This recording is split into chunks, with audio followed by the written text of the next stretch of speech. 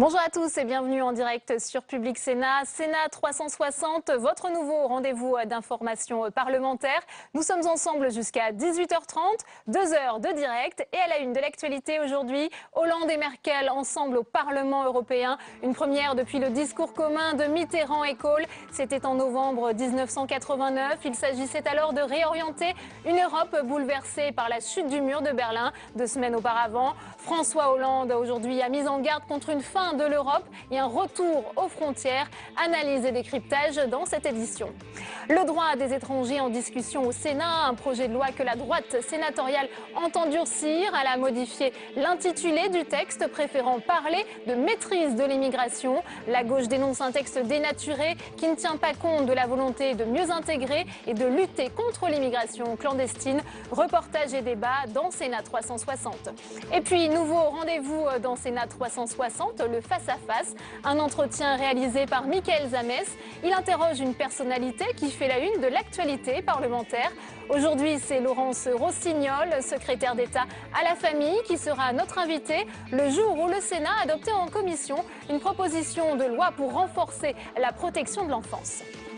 Et pour nous accompagner cet après-midi, nos journalistes en duplex, nous retrouverons Noura Hamadi en direct du Parlement européen à Strasbourg. Le président français et la chancelière allemande se sont exprimés pour la première fois ensemble devant les députés européens. Nous serons aussi en duplex avec Tam Tranui en direct de l'hémicycle du Sénat où la discussion du projet de loi sur le droit des étrangers se poursuit aujourd'hui.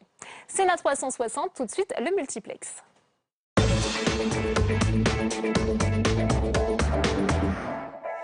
Je vous le disais en titre, les sénateurs poursuivent la discussion du projet de loi sur le droit des étrangers. La droite sénatoriale entend muscler ce texte. On va tout de suite retrouver Tam Tranui en direct de l'hémicycle, alors quelle est un peu la philosophie générale de ce texte, Tam? Bien, vous l'avez dit, le Sénat de droite est déterminé à durcir ce projet de loi. Il n'y a qu'à voir l'intitulé. Ce texte était au départ un texte sur le droit des étrangers et sous la plume de la commission des lois, c'est devenu un texte sur la maîtrise de l'immigration. Alors, il y a eu de nombreuses mesures adoptées en commission. Je vous en donne quelques-unes. Tout d'abord, des conditions plus strictes pour accorder un titre de séjour pluriannuel. Également, la commission a durci les conditions pour lesquelles un étranger peut être soigné en France.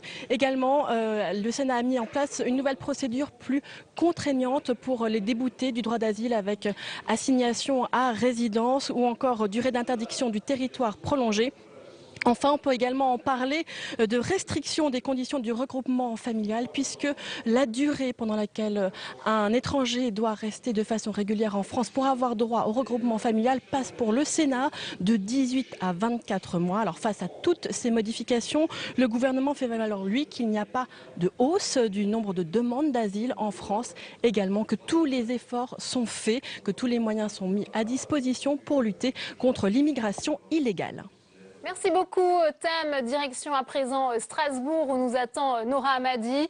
Bonjour Noura. Alors ils avaient rendez-vous avec l'histoire pour la première fois depuis la chute du mur de Berlin. La chancelière allemande et le président français réunis. Ils viennent de s'exprimer. Que faut-il retenir de leurs interventions, Noura ? Eh bien, écoutez, on s'attendait en fait, comme vous le disiez à l'instant, à un moment d'histoire et il faut dire que là, on a été quelque peu déçus par la teneur du discours, pas d'annonce, que plutôt du réchauffé, notamment du côté de François Hollande, des annonces en fait qu'on connaissait déjà depuis pas mal de temps. Donc là, le problème, c'est qu'on sent de la déception de la part en fait des leaders des groupes politiques qui sont en train de s'exprimer en ce moment même au sein de l'hémicycle et on attend donc d'une minute à l'autre les réponses. Donc fait inédit dans l'histoire, notamment pour le président français, les réponses d'Angela Merkel et François Hollande à ces groupes politiques qui les ont interpellés sur la tiédeur de ces annonces. Donc forcément, un petit peu de déception ici côté Parlement européen. Merci beaucoup Noura et on vous retrouvera dans quelques instants pour continuer d'analyser les enjeux de ce discours des deux dirigeants franco-allemands. Avec nous sur ce plateau, deux invités. Pascale Joannin, bonjour. Vous êtes directrice générale de la Fondation Robert Schuman. Merci d'être avec nous. Face à vous, Yves Bertoncini, bonjour. Vous êtes directeur de l'Institut Jacques Delors. On va bien entendu analyser et décrypter ensemble ce discours historique. Mais avant cela, je vous propose d'écouter un extrait de l'intervention de François Hollande. C'était il y a à peine une heure. C'est vrai qu'un président de la République française la chancelière de la République fédérale d'Allemagne, s'exprimant ensemble devant le Parlement européen, c'est un fait exceptionnel. Et en même temps, il n'est pas sans précédent. Vous l'avez rappelé, il y a 26 ans, presque jour pour jour, Helmut Kohl et François Mitterrand s'adressaient ici même aux parlementaires européens. À l'époque, un vent de liberté, un grand vent de liberté soufflait sur le continent. Il abattait les murs, émancipait les peuples et donnait espoir aux nations. François Mitterrand et Helmut Kohl avaient présenté, il y a 26 ans, avec le concours de Jacques Delors, au cours de cette séance, les actions de solidarité qui devaient être prodiguées pour accueillir les personnes qu'on n'appelait pas les réfugiés, mais qui s'étaient convaincus que l'Europe de l'Ouest pouvait les accueillir. Et c'est l'Europe tout entière qui s'est ainsi construite, levant une espérance considérable. La conviction commune de François Mitterrand et d'Helmut Kohl, c'était de bâtir une union politique de l'Europe, prolongeant ainsi le mandat des fondateurs, de créer un vaste marché unique avec des règles sociales et de porter le projet d'une monnaie commune. Tout cela devait faire partie du même processus et être mené avec la même détermination. Aujourd'hui, 26 ans après, la chancelière Angela Merkel et moi-même, nous nous adressons à vous. D'abord parce que c'est le 25e anniversaire de la réunification allemande, mais parce que c'est surtout l'Europe qui résonne de nouveaux drames et donc qui pose à notre continent de nouveaux défis. À dire vrai, voilà des années que l'Europe affronte une succession de crises. La crise financière, née en dehors de notre continent, mais qui s'est propagée et qui a provoqué une crise économique dont nous sortons à peine, et une crise sociale avec des millions de jeunes sans travail. Et maintenant, c'est une crise humanitaire à laquelle nous faisons face, avec un afflux de réfugiés provoqué par la déstabilisation de régions entières au Moyen-Orient, en Afrique, issus de conflits armés et avec la résurgence des haines religieuses. Et je n'oublie pas la crise sécuritaire, avec une guerre qui n'est pas si lointaine, aux frontières de l'Europe, en Ukraine, et puis aussi des attaques terroristes qui ont concerné plusieurs pays de notre continent, dont le mien. À chaque crise, des peurs se manifestent. Il faut vivre avec la peur, mais il ne faut pas vivre dominé par la peur. Il n'empêche, il y a une tentation de repli national chaque fois qu'il y a une épreuve. Rien n'est pourtant plus vain que de chercher à se sauver seul, à se dérober, à s'abriter quand des événements majeurs se produisent dans le monde entier. Nous devons parler d'expérience. C'est l'histoire qui nous le dit et nous le confirme. Ces interrogations peuvent être sincères, mais elles ne peuvent pas condamner l'Europe à la frilosité et à l'impuissance. Au contraire, elles justifient une Europe offensive, capable à la fois d'assurer la protection due à ses citoyens et de tenir son rang conformément à ses intérêts et à ses valeurs, valeurs qui ont justifié l'unification de notre continent. Il n'y a donc pas d'autre solution qu'une Europe forte pour garantir notre propre souveraineté. Pascal Joannin, on vient d'entendre le président François Hollande en préambule de son discours qui a tenu à faire le parallèle entre cette journée et ce jour de novembre 89 où François Mitterrand s'était également exprimé avec Helmut Kohl devant les députés européens. Est-ce que le parallèle finalement s'arrête là ? Alors, c'est le parallèle de forme, c'est-à-dire qu'en effet, le fait qu'en effet les deux chefs d'État, les deux chefs d'État et de gouvernement, hein, français et allemand, aillent ensemble au Parlement européen, ça s'est reproduit que 2 fois. C'est la deuxième fois cette fois-ci, donc c'est suffisamment rare pour le souligner. Ça montre en effet qu'il y a un besoin de remettre un petit peu l'Europe au cœur du débat, parce que on a vu depuis la crise grecque et puis la crise des réfugiés, que la France et l'Allemagne n'étaient pas toujours sur la même ligne politique, hein. Sur la crise grecque, en effet, la chancelière était pour en effet des mesures qui soient assez rigoureuses, alors que le président français était plus sur il faut aider les Grecs quoi qu'il arrive, et quel que soit le coût que ça nous fasse payer. Sur la crise des réfugiés, on a vu la chancelière beaucoup plus allante que la France, alors qu'en effet, on attendait la France sur ce sujet en tant que patrie des droits de l'homme. Donc en effet, il était important pour la France et l'Allemagne d'aller ensemble au Parlement européen. Alors maintenant, il faut regarder en effet qu'est-ce qu'ils ont annoncé concrètement. Alors là, sur le concret, on reste un peu sur notre faille. Il y a les grands effets d'annonce, il faut faire plus, mieux, plus d'Europe, sinon en effet c'est la fin. C'est l'extrait que vous n'avez pas montré du président François On aura Hollande. un autre extrait. Voilà. Un instant. Mais en effet, c'était, voilà, il faut y aller ensemble et il faut qu'on mette des choses ensemble sur la table. Très bien, mais comme ce sont eux qui décident ce que l'Europe peut faire, parce que ce sont eux qui sont les chefs d'État et de gouvernement, eh bien, ils peuvent dire, ou tout du moins annoncer, qu'ils vont faire ça, ça et ça. Et là, on a été un peu déçus peut-être Oui. par, en effet, le fait que ce serait très général. Oui, Yves Sonsini, c'est vrai qu'en 89, finalement, pour l'Europe, c'était une nouvelle page à construire. Là, on a entendu François Hollande mettre en garde contre une possible fin de l'Europe. Le contexte a quand même énormément changé. Il y a une dramatisation, mais il y a un point commun. La chute du mur en 89, au fond, qui ouvre la voie d'une réunification de l'Europe, qui est presque achevée, qui ouvre la voie de l'unification monétaire, hein, parce que l'euro est aussi un enfant de la chute du mur, d'une certaine manière. Et puis donc une Europe qui s'élargit. Aujourd'hui, c'est d'autres murs qui sont en train de tomber, c'est les murs qui séparent cette Europe unie de son voisinage. François Hollande l'a dit, comme si on croyait, nous, Européens, que nous allions vivre protégés de notre voisinage. Le voisinage, c'est quoi? C'est l'Ukraine, c'est la Syrie, c'est Daesh, c'est ce qui se passe en Libye.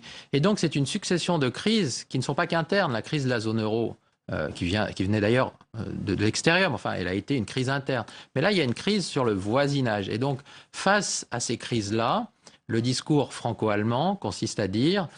Voilà. Ayons une vision d'ensemble, justement, mettons tout cela en perspective. Un quart de siècle plus tard, notre défi aujourd'hui, c'est de nous unir face à des menaces, davantage que des opportunités, parce que c'est ça la différence.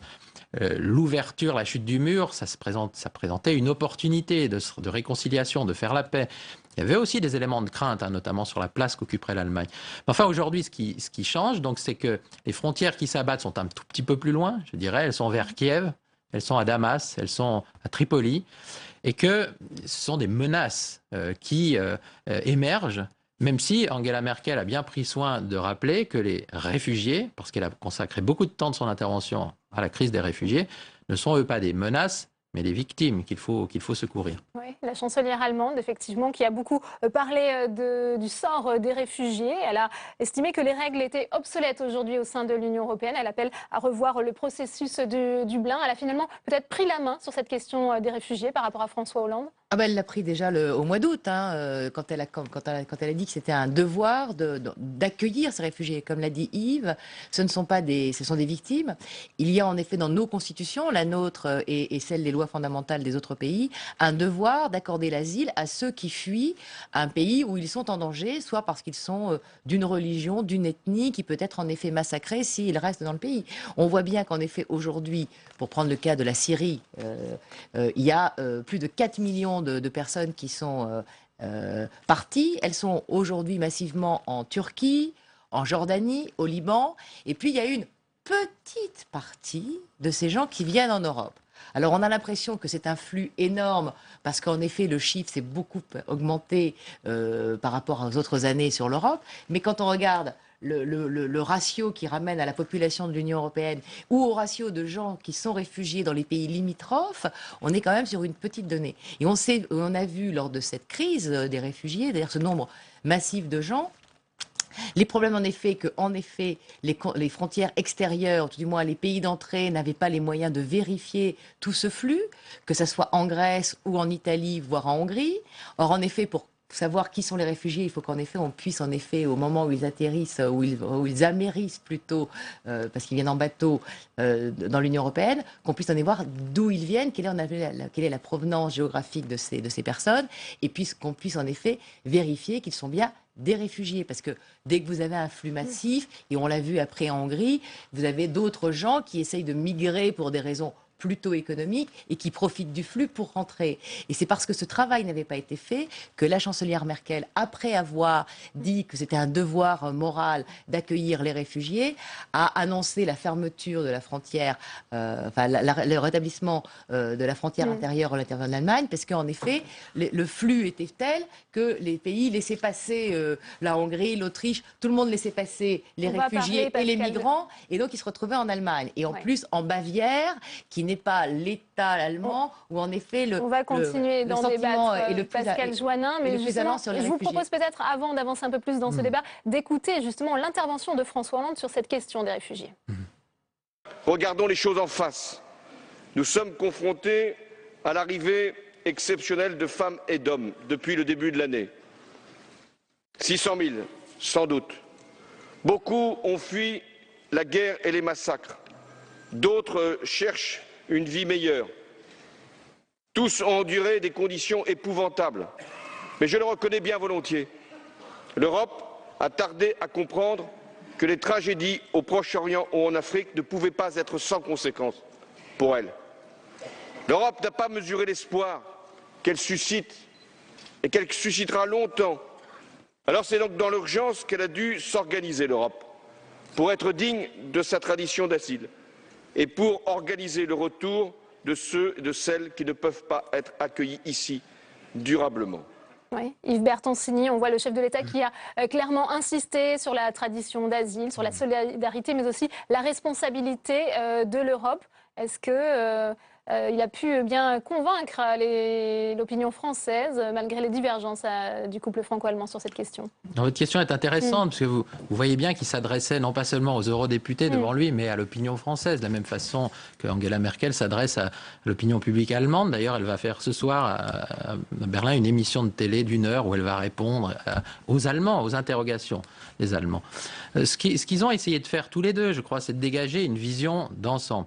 Ils ont fait les pompiers face aux crises. Et là, ils ont essayé de se faire davantage des architectes, une vision d'ensemble. J'irais presque dire des archevêques parfois, en rappelant les principes, les valeurs, la solidarité notamment, sur lesquels le projet européen est fondé, sans forcément ensuite rentrer dans les détails. Et ça sera l'un des éléments de déception des députés européens, parce qu'ils ont face à eux, là, des maçons de la construction européenne, ceux qui rentrent dans les détails. Donc effectivement, ils n'y sont pas toujours rentrés. Alors l'un des sujets sur lesquels ils y sont rentrés, c'est quand même la crise la plus aiguë actuellement, qui est la crise des demandeurs d'asile et des réfugiés, au-delà de la vision qu'évoque François Hollande, le plan d'ensemble, sur la base d'une stratégie globale qui est en train d'être discutée, qui a déjà été mise en place, notamment pour la répartition des demandeurs d'asile qui sont en surnombre, en Grèce et en Italie principalement, et puis en annonçant toute une série de propositions qui vont être débattues, y compris la semaine prochaine, lors de la réunion normale, je dirais, du Conseil européen. Mais nul doute que c'est là-dessus que les opinions publiques, notamment, retiendront leur discours, parce que c'est aujourd'hui la crise, celle des demandeurs d'asile, qui suscite le plus de tensions, en France, en Allemagne et partout en Europe. Oui. Alors justement, je vous propose d'écouter l'intervention de la chancelière allemande Angela Merkel pour comprendre après si elle a bien convaincu l'opinion publique allemande sur cette question des réfugiés. Mesdames et messieurs, aujourd'hui, le président français, François Hollande et moi-même pouvons prendre la parole devant vous. Je vous remercie, Monsieur le Président, de cette invitation. Nous prenons la parole à une époque où l'Europe est à nouveau face à un immense défi. Et je dis que c'est une épreuve d'ampleur historique. De nombreuses personnes ont emprunté un chemin dangereux pour arriver jusqu'en Europe. Des gens arrivent à travers la Turquie jusqu'en Grèce en franchissant la Méditerranée. Des personnes qui fuient des guerres civiles terribles, notamment en Syrie, qui a déjà coûté plus de 250 000 vies. Plus de 10 millions de personnes ont pris la fuite. Des réfugiés qui quittent l'Irak ou qui traversent la Libye très instable pour parvenir jusque chez nous. Ils ont tous pu constater que nos efforts diplomatiques, tous nos efforts n'ont pas permis d'instaurer la paix en Syrie. L'ISIS, le Daesh en Syrie n'a pas pu être stoppé. Le vide en Libye n'a pas encore pu être comblé. Permettre à ces personnes de retrouver une vie humaine digne dans leur pays sans devoir craindre les bombes, la terreur, y parvenir, voilà une tâche européenne et mondiale.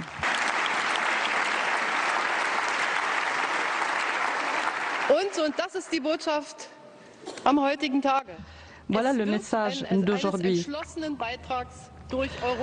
Il nous faut une démarche déterminée européenne pour parvenir à résoudre cette crise, pour lutter contre la guerre, le terrorisme, la pauvreté et le manque de perspectives. L'Allemagne et la France ont cette détermination. Avec cette détermination, nous avons tenté de résoudre le conflit en Ukraine. Nous avons été témoins de l'annexion de la Crimée, la déstabilisation de l'Ukraine de l'Est. Et je le dis très franchement, fort heureusement, nous avons agi ensemble en Europe. Nous avons imposé des sanctions ensemble. Nous avons dit c'est là une violation de nos principes que nous ne tolérerons pas. Mais nous sommes attelés à la tâche. Nous voulons résoudre ce conflit en format Normandie. Vendredi dernier, nous avons eu des entretiens en France, à Paris, qui nous donnent l'espoir que le cessez-le-feu pourra tenir et qu'il pourra y avoir des élections dans le Donetsk. Mais, mesdames et messieurs, ce n'est qu'un conflit parmi tant d'autres. Je suis convaincue que notre politique extérieure, notre politique en faveur du développement doit être axée vers la résolution des conflits et pour lutter contre les causes à l'origine des fuites des réfugiés. On poursuit ce débat, mais avant cela, on retrouve Noura Hamadi, toujours en direct du Parlement européen à Strasbourg. Noura, la question de la Turquie également qui revient sur le devant de la scène. Hein. Oui, effectivement, comme vous avez pu le constater ou pas, pour ceux qui ont pu suivre dans l'intégralité ces échanges que vous pouvez retrouver sur le site de Public Sénat, la question de la Turquie est centrale dans le dispositif qui a été présenté ici par François Hollande et Angela Merkel. Pourquoi ? Parce que la Turquie, qui est un des pays les plus proches de la Syrie, accueille aujourd'hui 2,2 millions de réfugiés et que la question des hotspots, ces fameux centres d'identification, est centrale. Pourquoi ? Parce que tout simplement, François Hollande notamment souhaite pouvoir en installer à la frontière turco-syrienne pour pouvoir identifier les réfugiés et éviter de telle sorte à ce qu'ils se rendent en Europe, à moins qu'ils y aient été invités par un procédé de réinstallation spécifique, un programme qui a été mis en place il y a déjà quelques mois. De ce fait, il est question de voir avec la Turquie s'il est possible d'envisager une coopération, notamment financière, pour spotter, pour faire en sorte que les réfugiés ne quittent pas la Turquie et dans le même cadre, faire en sorte d'avoir une transition démocratique en Syrie et voir les réfugiés revenir très vite sur le territoire syrien.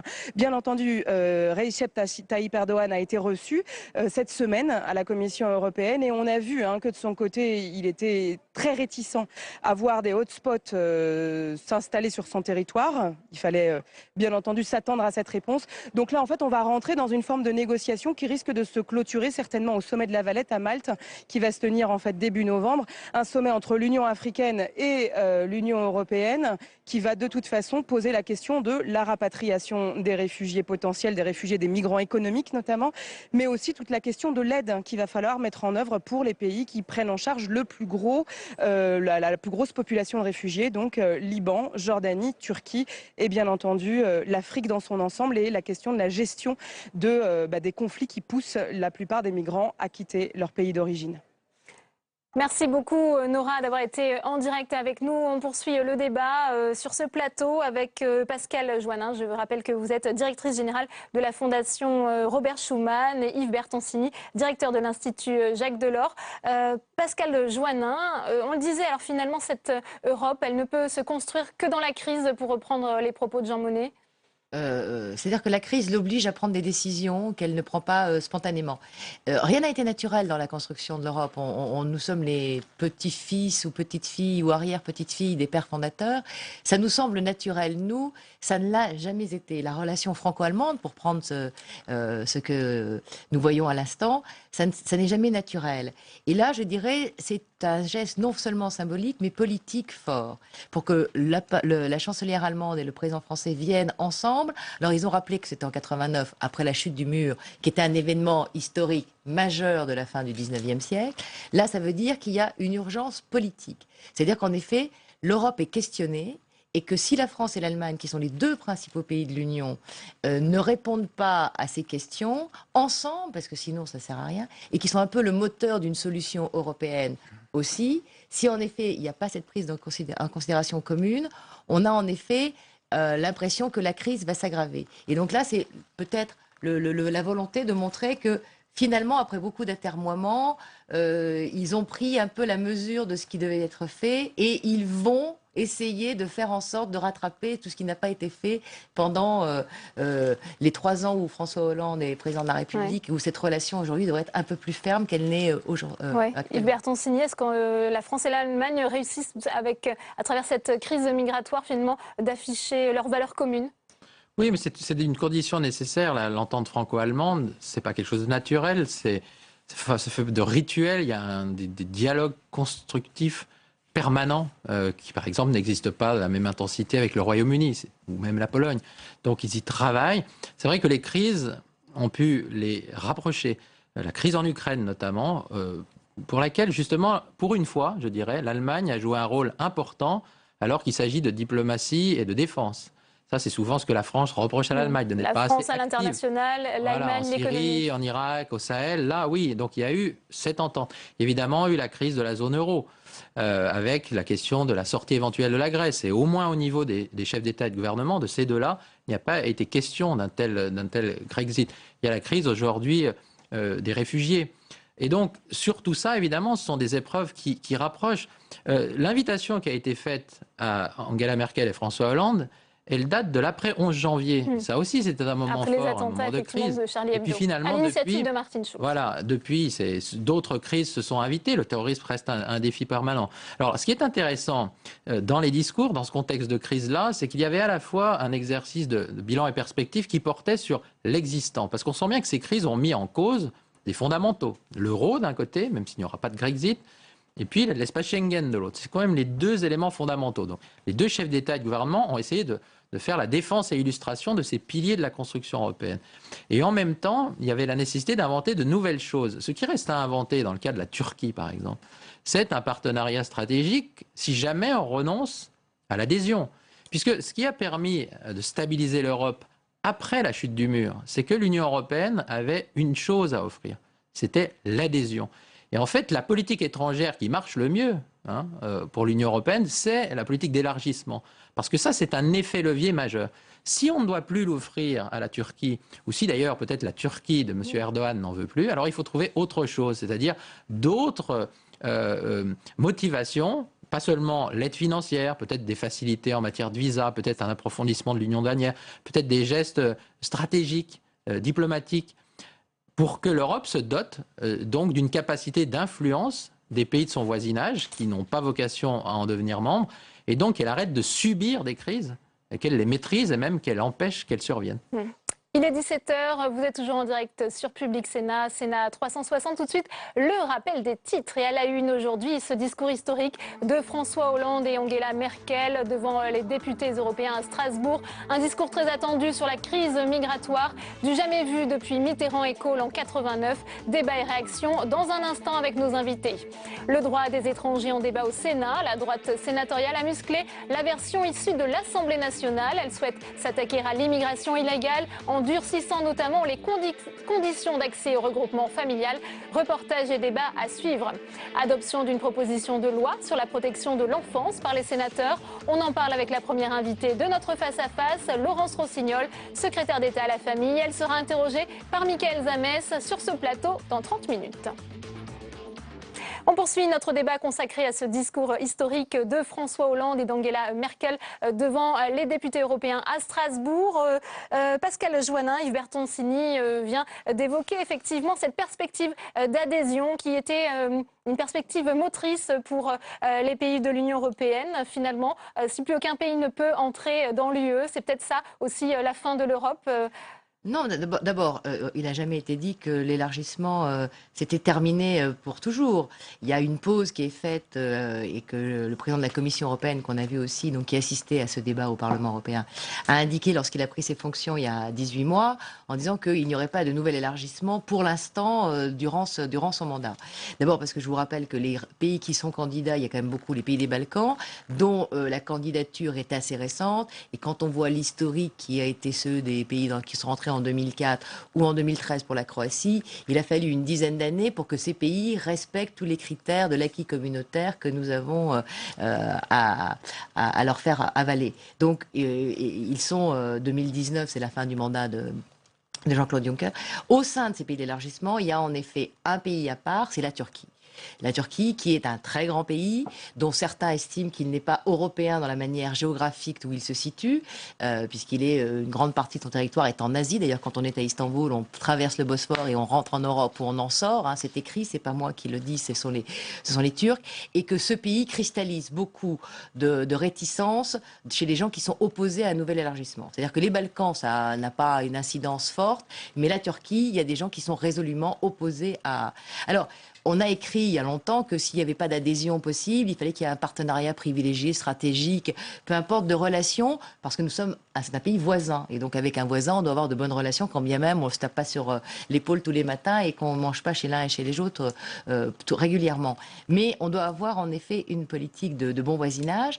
Donc, et on redécouvre à l'aune de la crise syrienne que la Turquie est un acteur central de la région et qu'on doit peut-être en effet faire avec lui des pas supplémentaires dans la coopération, notamment dans cette crise de réfugiés, puisque c'est là qu'il y a le plus grand nombre de migrants syriens aujourd'hui, enfin de réfugiés syriens. Et quand on voit la carte géographique des îles grecques, en effet, ils passent par la Turquie, puisque les îles du Dodécanèse sont plus proches de la côte turque que d'Athènes. Donc en effet, c'est vraiment très très près. C'est Dunkerque, Calais, Douvres, à côté, c'est très loin. Hein, donc voilà. Et on voit bien qu'il faut renouveler ça. Mais c'est pas le seul, puisque la Turquie, c'est juste le problème. C'est qu'en effet, on a aussi la question de l'Ukraine aujourd'hui, puisque le pays n'est pas candidat complètement, mais il y a un accord d'association. Il y a beaucoup de gens qui se posent la question de savoir si en effet, sur l'Ukraine, qui est géographiquement en Europe, selon les termes donnés des géographes au XIXe siècle, il y a en effet aussi des questions qui se posent sur l'intégration. Mais ce n'est pas la seule, c'est pas la question d'élargissement qui fera qu'on adhère ou qu'on n'adhère pas à l'Europe. Il faut que l'Europe puisse répondre aux questions qui sont posées. Comme on vous le dit avec Yves depuis le début de ce débat, il y a au moins la crise migratoire, la crise de la zone euro. Et qu'est-ce qu'on fait ensemble ? Qu'est-ce qu'on fait ensemble à 28 pour faire en sorte que ce continent, qui, je le rappelle, est quand même un continent riche, prospère, et pourquoi les gens veulent venir en Europe, c'est parce que quand même il fait bon y vivre. Le niveau de vie dans les indicateurs qui sont donnés par des organisations internationales fait. Alors on a l'impression que tout va mal en Europe, que c'est le chômage, que c'est la crise, etc. Mais quand on regarde au niveau du monde, c'est un endroit de prospérité. Mais il faut qu'on arrive à expliquer aux gens en quoi l'Europe, c'est-à-dire cette entité de 28, est en effet forte pour régler les problèmes qui sont ceux qu'on a. Vous partagez cette analyse, Yves Bertoncini, de cette Europe forte ? C'était un des moments forts des prises de position d'Angela Merkel dans la crise, d'ailleurs avec un contraste franco-allemand. Elle ne l'a pas redit complètement cet après-midi, elle l'a dit quand même. Nous sommes forts. Nous sommes forts. Ouais. Nous sommes forts, nous Allemands. Nous sommes forts, nous Européens. C'est un défi colossal, aussi important que celui de la réunification. mais parce que nous sommes forts, nous allons y arriver. D'une certaine manière, ce discours n'a pas pu être tenu en France par les autorités françaises, parce que nous sommes sans doute, nous Français, plus faibles en ce moment, du point de vue économique, social notamment, que les Allemands. En revanche, il y a un discours qui est toujours tenu en France, c'est nous devons être plus forts au niveau international, au niveau extérieur, parce que sinon nous allons subir des crises. Le monde sera de moins en moins eurocentré. D'une certaine manière, la guerre froide voulait déjà dire ça. La Deuxième Guerre mondiale, c'est l'Europe qui non seulement ne domine plus le monde, mais dont la sécurité, la stabilité dépend de deux puissances extra-européennes, les États-Unis et l'URSS. Ensuite, il y a eu une libération, donc la chute du mur, l'Europe s'est réunifiée, mais le monde a continué à tourner. Donc aujourd'hui, quel est le défi qui transparaît dans ces prises de position d'aujourd'hui? Le défi, c'est il y a des pays à nos frontières. Alors on peut citer les cas limites, effectivement, Ukraine, Turquie, sont deux cas limites. Mais si on laisse de côté ces deux pays, de toute façon, quand on parle de la Russie, quand on parle de la Libye, on n'est pas dans des perspectives d'adhésion, là, de toute manière. Donc, qu'est-ce qu'on fait avec ces pays-là? Les pays d'Afrique, effectivement, les pays des Balkans, là, il y a une perspective d'adhésion. Mais qu'est-ce qu'on fait avec les autres? Ça veut dire qu'il faut qu'on fasse de la politique étrangère, de sécurité, de défense. Ça veut dire qu'on ait une stratégie pour arrimer ces pays à nous, faire que ce soit pas forcément nos meilleurs amis, mais en tout cas des partenaires stratégiques. Ça, c'est un défi colossal pour l'Europe, parce qu'en réalité, cette politique étrangère et de sécurité commune qui a été proclamée dès le traité de Maastricht en 92, elle a trouvé quelques réalisations jusqu'ici. Mais tant que les opinions publiques et surtout les technostructures, les gouvernements ne feront pas les gestes concrets pour lui donner corps, eh bien l'Europe va subir de plus en plus. Yves Bertoncini, pardon, ce que je vous propose de continuer aussi, de voir un peu les réactions des autres députés européens qui se sont exprimés cet après-midi, avec l'intervention de Guy Verhofstadt pour le groupe Alliance des libéraux et démocrates en Europe. Monsieur le Président, c'est toujours un honneur de vous voir ici, au Parlement européen. Vous venez ici plus souvent, je pense, qu'à l'Assemblée nationale, c'est mieux. Ici, le berceau de la démocratie européenne, et je dois vous dire que je partage pleinement l'analyse que vous avez faite. Nous vivons en fait une crise, chers collègues, profonde, comme le Président l'a indiqué, c'est-à-dire, moi je l'appelle une polycrise. C'est une crise de réfugiés, c'est de l'économie, c'est de l'euro, c'est de la perte évidente de notre influence géopolitique. Cette crise, chers collègues, est donc une crise existentielle. Et soyons francs, cette crise multiple, et je sais qu'un certain nombre de personnes au sein de ce Parlement s'en félicitent, ces crises multiples menacent l'existence même du projet européen. Si demain l'euro vient à disparaître, si Schengen s'écroule, que nous reste-t-il en Europe? Il nous reste une espèce de confédération assez lâche d'États-nations. Nous serons faibles au plan économique et nous serons en réalité insignifiants sur le théâtre mondial. Voilà quel sera le résultat. Ne soyons pas naïfs, chers collègues. Ce seront les Américains et les Chinois qui dicteront leurs normes économiques à l'Europe. Et ce seront Assad et Poutine qui prendront les décisions sur la paix et la stabilité en Europe. Oh, Poutine finance déjà certains partenaires qu'il a en Europe. Peut-être que c'est une chose normale après tout. Ce que je voudrais vous dire aujourd'hui, chers collègues, dans ce débat, avec vous, Madame la Chancelière, Monsieur le Président, c'est que la source, l'origine de cette crise est toujours la même. C'est un manque de gouvernance commune, un manque de souveraineté partagée, un manque d'unité en Europe. Voilà ce qui est la cause de toutes ces crises. Monsieur le Président, je crois que nous ne pourrons pas préserver Schengen, surmonter la crise des réfugiés si nous n'avons pas une politique d'asile commune, une politique migratoire commune, une politique de contrôle des frontières commune avec des gardes-frontières communs. Alors je ne peux pas m'exprimer au nom de tout le Parlement européen, mais j'espère au nom d'une grande majorité de députés. Je vous lance l'appel de relever ce défi. On le voit, on ne sait pas si ça a convaincu les députés européens présents. On a entendu à l'instant la réponse de Guy Verhofstadt, Pascal Joannin. face à ces dirigeants Merkel et Hollande qui ont plaidé pour plus d'Europe. Mais oui, mais Guy Verhofstadt, qui est un ancien Premier ministre belge et qui est très européen, leur a retendu la perche en disant « mais il vous appartient de faire ce que vous êtes en train de dire ». Parce que il faut qu'on explique peut-être deux choses. On dit toujours l'Europe, mais l'Europe, ça n'est pas un monstre froid qui habite Bruxelles et qui s'est accaparé de compétences comme ça la nuit en venant voler les compétences des États. C'est ce que les États ont bien voulu mettre dans un paquet commun. Et donc l'Europe ne peut agir que si en effet les États lui ont donné. Et on voit bien que là maintenant, la question est, il y a peut-être des choses qu'on doit mettre en effet au niveau européen, parce qu'au niveau national, ça ne suffit pas. La crise des réfugiés concerne tous les pays européens, les pays d'accueil, les pays de transit, les pays de destination finale. On voit bien qu'il y a en effet, en France même, des problèmes migratoires avec Calais, ce qui n'est pas la frontière extérieure de l'Union, mais parce qu'en effet, les gens veulent aller au Royaume-Uni. Donc en effet, il y a un problème là majeur en France. Donc il y a besoin d'une dimension. La politique, on a parlé de politique d'asile européenne, politique migratoire européenne. Et sur la gouvernance de la zone euro, on a fait la moitié du travail, ça ne date pas d'hier.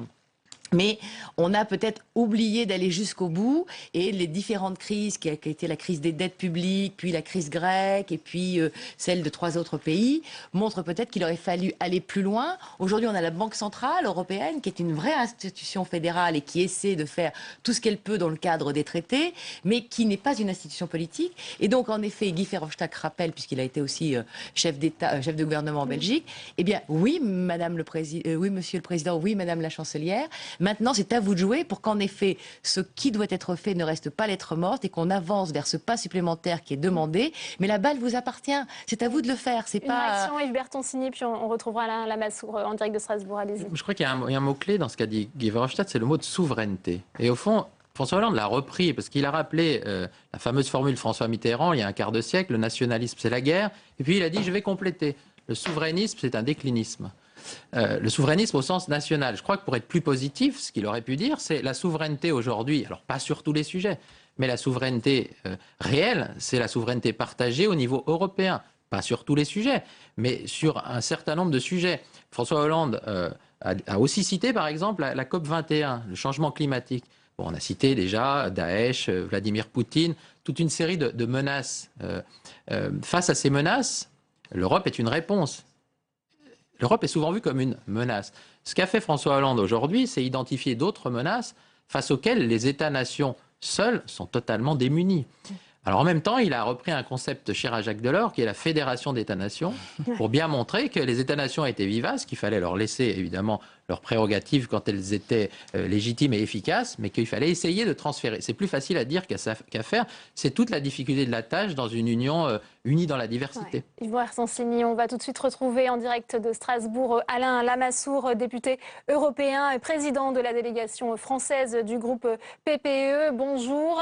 Avez-vous été convaincu par ce plaidoyer pour plus d'Europe de la part d'Angela Merkel et de François Hollande, Alain Lamassoure? Convaincu, je l'étais d'avance.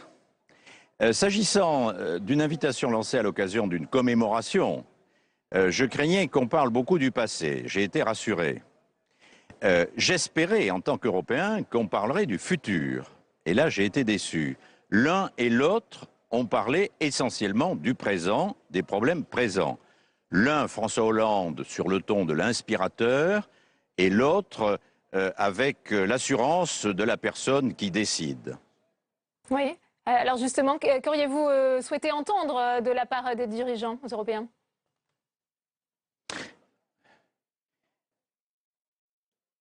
L'histoire a montré, et les deux orateurs l'ont rappelé, que les pas en avant de l'Europe ont toujours été initiés par la France et l'Allemagne. Initier un pas en avant, ça veut dire quoi ? Ça veut dire proposer ensemble un projet, proposer une méthode, proposer un calendrier. Lorsqu'il y a 26 ans, nous avons assisté, j'étais déjà député européen, ici à Strasbourg, à ce débat historique, avec François Mitterrand, Helmut Kohl, Jacques Delors, président de la Commission. Mine de rien, on l'oublie, Valéry Giscard d'Estaing, qui était l'un des nôtres au Parlement européen. À partir de là, a commencé à se concevoir le projet qui, quelques années plus tard, a mené au traité de Maastricht, à l'union monétaire et au début de l'union politique. C'est ce genre d'initiative dont l'Europe aujourd'hui a besoin. L'Europe souffre d'un manque d'élan et d'un autre problème dont personne n'a parlé aujourd'hui, qui est d'un manque d'argent. Ce manque d'élan est-il dû au déséquilibre que l'on dit régner au sein du couple franco-allemand? Ça a joué un rôle et il était assez utile que l'un comme l'autre des deux dirigeants l'entendent dire. Et de ce point de vue, je trouve que le fait que ce débat ait eu lieu est en soi une bonne nouvelle pour l'Europe et pour la démocratie européenne. Ça a permis à Mme Merkel d'entendre un autre Parlement que le Bundestag. Ça a permis au président Hollande d'entendre un Parlement, ce qui ne lui arrive jamais, puisque dans le système français, il n'a pas le droit de débattre avec l'Assemblée nationale. Et ça a permis d'avoir aussi un vrai débat entre les pro-européens et les eurosceptiques ou les anti-européens. Et de ce point de vue, j'ai trouvé le président Hollande très convaincant dans son argumentation contre le souverainisme qui mène au nationalisme et qui peut mener à encore pire. Mais au-delà de tout ça, ce dont nous avons besoin, c'est d'un élan, c'est d'un projet. Et là, ça dépend de la vision, de la capacité de vision et de la volonté politique des dirigeants. Pour l'instant, je dois dire que je reste sur ma faim.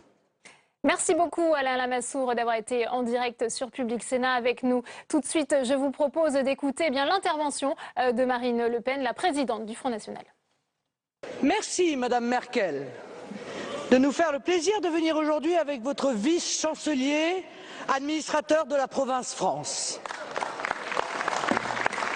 Monsieur le vice-chancelier, j'aurais aimé pouvoir vous appeler Monsieur le Président de la République, par respect pour votre fonction, mais pas plus que votre prédécesseur, vous n'exercez cette présidence. Un président de la République ne pourrait pas dire « le souverainisme, c'est le déclinisme », comme vous venez de le faire, parce que le président de la République est garant de la Constitution française et que le titre 1 de la Constitution française est de la souveraineté. Un président de la République ne peut ignorer avec constance les intérêts de la France. L'intérêt de la France, ce n'est pas de se soumettre aveuglément à une politique décidée à Berlin, Bruxelles ou à Washington. Son intérêt et votre devoir, c'est de défendre sa souveraineté. Ah, certains résumeront en disant que je suis l'anti-Merkel, j'en accepte l'augure. Je ne vous reconnais pas, en effet, Madame, le droit de disposer de nous dans une tentative absurde d'une domination allemande de l'Europe. La défense des intérêts allemands ne justifie pas la vassalisation des autres peuples d'Europe.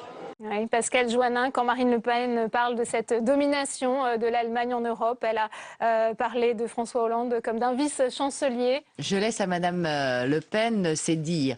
Ce qui est certain, c'est que d'abord, l'Allemagne ne veut pas dominer l'Europe parce que c'est son histoire et un certain nombre de pratiques institutionnelles allemandes fait qu'elle ne peut pas. Madame Merkel n'a pas tous les pouvoirs, contrairement à celui qu'on a vu en France, qu'a le président de la République. Le président de la République peut engager les troupes françaises dans la minute il l'a décidé, et d'ailleurs on a des troupes françaises. Madame Merkel, si elle devait le faire, devrait avoir obligatoirement l'assentiment du Bundestag.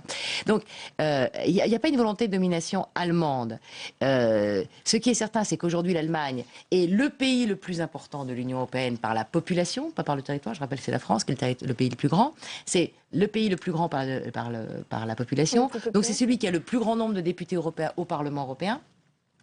Et c'est le pays dont l'économie aujourd'hui affiche tous les feux verts. Ça n'a pas été le cas il y a 10 ans. Souvenez-vous, c'était l'homme malade, c'était l'Allemagne. Aujourd'hui, c'est l'inverse. Et par contre, ce qu'elle veut, Madame Merkel, ou ce que veut l'Allemagne, c'est en effet une France un peu plus engagée, plus forte, parce que à deux, on peut faire bouger les choses. Et donc c'est pour ça que je vous disais tout à l'heure que c'était un signe politique fort, qu'ils soient venus tous les deux, parce qu'en effet, on a besoin, et Alain Lamassoure l'a rappelé, que la France et l'Allemagne restent encore, même si c'est pas suffisant, une condition nécessaire pour avancer. Et donc voilà. Alors Madame Le Pen a des propos qui sont ceux qu'elle a dans les idées peu européennes qu'elle défend. Mais le symbole est fort et Mme Merkel n'est pas la toute puissante. Il faut revenir, il faut faire. Pourtant, on a peut-être le sentiment que l'Allemagne a eu peut-être un temps d'avance, notamment sur la crise migratoire. On voit qu'elle a accueilli plus de réfugiés que la France. On évoque même le nom d'Angela Merkel pour recevoir le prix Nobel de la paix cette semaine. Oui, mais de ce point de vue-là, les réfugiés votent avec leurs pieds, d'une certaine manière. Et s'ils veulent aller en Allemagne, c'est parce que l'Allemagne est dans une meilleure situation économique et sociale que la France. Les Français ont l'impression d'être submergés par les réfugiés, mais c'est une illusion d'optique. Les réfugiés, ceux de Calais comme d'autres, ils veulent aller en Allemagne, au Royaume-Uni, en Scandinavie, davantage qu'en France. Madame Le Pen parle de souveraineté. Alors moi, j'ai souvenir, je vais à nouveau revenir à la chute du mur, de la souveraineté de la France en matière monétaire, à l'époque où on n'avait pas encore créé l'euro. La souveraineté de la France, la souveraineté de la Banque de France consistait à décider, là, il y avait un choix à faire, si elle allait s'aligner sur les taux d'intérêt de la Bundesbank au bout d'un quart d'heure, au bout d'une demi-heure ou au bout de 2 heures. Il n'y avait aucune souveraineté de la France en matière monétaire. La souveraineté a été partagée, c'est un bon contre-exemple pour Madame Le Pen, avec une monnaie qui s'appelle l'euro, auquel d'ailleurs les opinions publiques, les peuples dont elle se réclame, sont très très attachés. Tous les sondages concordent, les Français ne veulent pas revenir au franc. Et donc elle a été partagée avec une banque centrale européenne indépendante qui, dans la dernière période, justement, a fait beaucoup de choses qui ne plaisent pas du tout aux autorités allemandes. Pas du tout. Donc, sur le pacte de stabilité, qui était un règlement de copropriété au moment du lancement de l'euro, il y a eu beaucoup de flexibilité pour la France. Ça ne plaît pas tellement à Angela Merkel, pas plus qu'à M. Schäuble. Sur la façon dont on a lancé des initiatives, le plan Juncker, etc. Donc, cette idée d'une domination de l'Allemagne sur la France ne tient pas la route et tient évidemment, et je termine là-dessus, encore moins la route quand on parle du Sahel, de la Syrie ou de l'Irak, parce que là, c'est la France qui est en situation de leadership. On va peut-être poser la question à Jean-Luc Mélenchon, qui est en direct du Parlement européen de Strasbourg. Bonjour Jean-Luc Mélenchon, coprésident du parti de gauche. Alors vous, qu'avez-vous pensé de ce discours très attendu des deux dirigeants sur la crise migratoire ? Bon, on nous avait annoncé une journée historique parce que c'était la commémoration d'un événement similaire il y a 26 ans, le président Mitterrand et le chancelier Kohl. Bon, c'était deux géants. Là, nous avons vu, honnêtement, deux modèles réduits. Et je le dis sans acrimonie particulière, mais devez voir tous les deux débiter cette eau tiède de deux technocrates récitant ce qu'on savait déjà, car ils ne nous ont absolument rien appris. Or, ce qu'on attend des deux, c'est une espèce d'électrochoc, peut-être une proposition, quelque chose qui permette de faire redémarrer le débat européen. Et vous savez bien que l'Europe, qui est un projet, reste un projet. L'Union de l'Europe, un projet de l'avant, repart. Bon, c'est pas du tout ça qui s'est passé. Et dans ces conditions, je crois qu'on a le droit d'être assez déçus et plutôt amers, parce que après, il y a ce qu'on voit, vous comprenez. Le président français avait l'air assez éteint, on ne sait pas pourquoi. Et Mme Merkel avait l'air, n'a pas dit grand-chose, mais elle le disait avec une espèce de bonhomie qui fait croire à sa toute-puissance. Car je suis assez d'accord avec les commentaires qui ont été faits sur votre plateau. C'est une toute-puissance d'apparence. Certes, pour le moment, les Allemands sont les plus nombreux. Certes, pour le moment, l'économie allemande est la plus florissante, si on la considère du simple point de vue capitalistique, mais du point de vue humain, c'est un désastre, et tout le monde le sait. Pour le reste, c'est une population vieillissante qui a des problèmes considérable. Et n'importe lequel d'entre vous qui prend sa voiture, si possible pas une Volkswagen, et qui va rouler sur une autoroute allemande, va se rendre compte de la situation des équipements publics de ce pays. Donc elle n'est forte que du consentement des autres, de leur faiblesse, de leur pusillanimité. Voilà, Madame Merkel, que voulez-vous? Elle a rencontré deux présidents de la République française, un derrière l'autre, qui avaient un mandat et qui, à peine arrivés devant elle, l'ont oublié. L'un qui a transformé le non en oui, et l'autre qui lui a parlé qui voulait renégocier un traité budgétaire et qui ne lui en a pas dit un mot quand il l'a vu. Donc il faut faire attention à ne pas inverser les rôles. Certes, elle est forte et elle assume son rôle, mais ce sont les nôtres qui ne sont pas à la hauteur des circonstances. Vous appelez toujours à un plan B, Jean-Luc Mélenchon. En quoi ça consisterait, ce plan B? Non, l'idée est la suivante. Le 14 et le 15 novembre prochain, nous allons faire une conférence sur le plan B. L'idée essentielle est de montrer que dans toute l'Europe, dans tous les pays d'Europe, des économistes, des élus politiques réfléchissent à qu'est-ce qu'on pourrait montrer. Est-ce qu'il existe une alternative à ce qu'on a entendu tout à l'heure. Tout à l'heure, on nous a dit, ou vous faites comme on vous dit, ou sinon fichez tous le camp. Il n'y a plus d'Europe. On a même entendu Martin Schulz dire à un bout de la délégation anglaise, si vous n'êtes pas d'accord, vous pouvez partir tout de suite. Bien. Est-ce qu'il y a la possibilité de faire autrement? C'est ça qui est très important. Parce que quand Alexis Tsipras est arrivé dans la négociation, les Allemands, ils avaient un plan B. C'était ou vous faites comme on vous dit, ou on vous met, comme on vous dit, ou bien on vous met dehors de l'euro. Alors, est-ce que nous avons une alternative à ça? Vous savez, il y a plusieurs plans B. Tout le monde n'a pas le même avis sur la question. Par exemple, Oskar Lafontaine, l'un des pères fondateurs de Die Linke en Allemagne, qui a été l'ancien, vous savez, secrétaire du SPD, du Parti social-démocrate, lui pense qu'il faut recréer une monnaie commune et rendre leur liberté aux monnaies nationales. Quelqu'un comme Yanis Varoufakis, lui, soutient qu'il faut changer le statut de l'euro. Et ainsi de suite. Il y a tout un gradué de solutions qui se présentent. Ce qui est important, c'est qu'on les donne à voir, que l'on montre qu'il n'y a pas, ou bien on fait comme nous a dit Mme Merkel, ou bien sinon il n'y a plus d'Europe. Je pense que pour nous, c'est un devoir moral de montrer que le débat reste ouvert. Vous savez, quand la situation est enfermée dans noir et blanc, c'est qu'il y a quelque chose qui tourne pas rond. Or, aujourd'hui, il y a quelque chose qui tourne pas rond et l'Union européenne est en train de mourir à petit feu. Je vous signale que la fin de l'Union européenne, ce n'est pas un événement comme un autre. C'est quand même sur ce continent qu'ont eu lieu toutes les guerres. Et aujourd'hui, voyez-vous, la situation est extrêmement vibrillonnante. Extrêmement vibrillonnante. Vous ne la savez pas en France, mais la situation en Hongrie et dans d'autres pays, c'est quelque chose. Oui, mais est-ce que ce risque de fin d'Europe est réel selon vous? Mais il y a 1000 manières pour un système politique de s'effondrer. Vous savez, l'URSS, on avait dit que ça durerait 100 ans. Hein, et puis ça s'est écroulé en l'espace de 2 ans, sans qu'il y ait eu un seul coup de fusil de tiré, simplement parce que cette structure était incapable de se projeter de l'avant. Elle était en quelque sorte glacée, elle s'était auto-bloquée. Eh bien, l'Europe est dans une phase d'auto-blocage aujourd'hui. Vous le voyez bien, nous sommes en train de nous disputer pour 160 000 réfugiés, alors qu'il y en a plus de 600 000 qui sont en mouvement, et que les guerres que nous déclenchons et les politiques économiques que nous imposons continuent à nourrir le flot de réfugiés. Par conséquent, vous voyez vous-même comme moi que nous sommes dans une impasse. De la même manière, nous sommes dans une impasse parce que le chômage ne cesse d'exploser en Europe. Et on nous dit, bah, vous n'avez qu'à rembourser les dettes publiques. Mais vous savez comme moi, enfin vous êtes des observateurs économiques, ces dettes ne seront jamais payées. Elles ne seront jamais payées. Donc on fait semblant. Merci eh bien, beaucoup, voilà les symptômes d'une nécrose. Merci d'avoir été en direct avec nous. C'est moi qui vous remercie. Vous le disiez au début de votre intervention, Yves Bertoncini, vous avez beaucoup évoqué l'aspect de dramatisation avec ce risque, cette menace brandie par François Hollande d'une fin de l'Europe, d'un retour aux États-nations. Est-ce qu'il est réel ce risque? Mais il est réel en France. Si on regarde l'état des lieux du débat en France, il y a effectivement des débats très vifs. C'est l'un des pays à risque pour la construction européenne. Parce qu'en Allemagne, d'abord, la situation est bonne. Quand Jean-Luc Mélenchon dit qu'il y a du chômage partout en Europe, non, en Allemagne, c'est moins de 5% de chômage. Il y a des pays où le chômage est très bas. Et de ce point de vue-là, les pays sont tout à fait souverains. Ce n'est pas Bruxelles qui détermine les taux de chômage ou les taux de croissance. La meilleure preuve, c'est que dans la même Union européenne, la même Union monétaire, il y a des différences du simple au double, même au quadruple. Bon.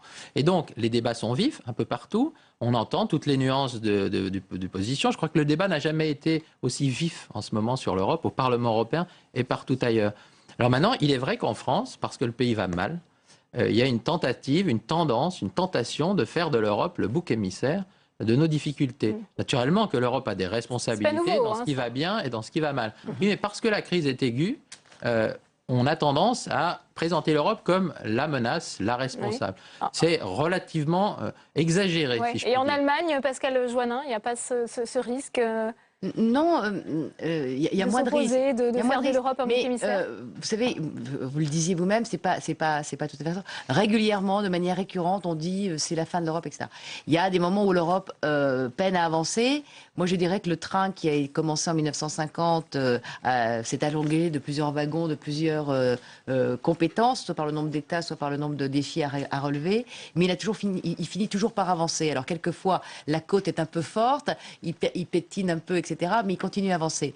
Ce qu'il faut faire, c'est qu'en effet, les chefs d'État et de gouvernement prennent les mesures que seuls ils peuvent prendre pour régler les problèmes, parce qu'en effet, s'ils ne les prennent pas, il va y avoir peut-être de la désespoir dans les populations, un peu plus qu'il y en a aujourd'hui. Et donc, c'est leur devoir que de faire en sorte que le train européen continue à avancer. Bien, merci beaucoup Pascal Joannin, merci Yves Bertoncini d'avoir été les invités de ce Sénat 360. Il est 17h30, bienvenue à vous si vous nous rejoignez, toujours en direct sur Public Sénat. Sénat 360, votre nouveau rendez-vous d'information parlementaire en direct. Tout de suite, le multiplex.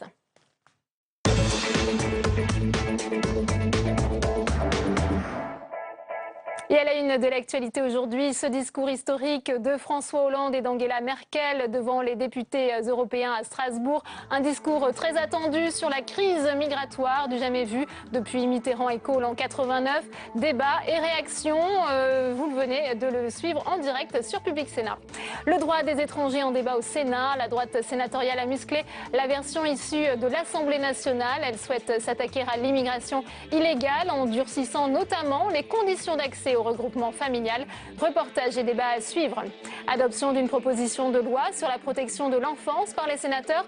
On en parle dans un instant avec la première invitée de notre face-à-face, Laurence Rossignol, secrétaire d'État à la famille, interrogée par Mickaël Zamès. Mais avant cela, on va tout de suite retrouver Tam Tranui en direct de l'hémicycle du Sénat. Tam, alors l'examen du projet de loi sur le droit des étrangers se poursuit. Il a été rebaptisé projet de loi sur la maîtrise de l'immigration par la droite sénatoriale, c'est bien cela ?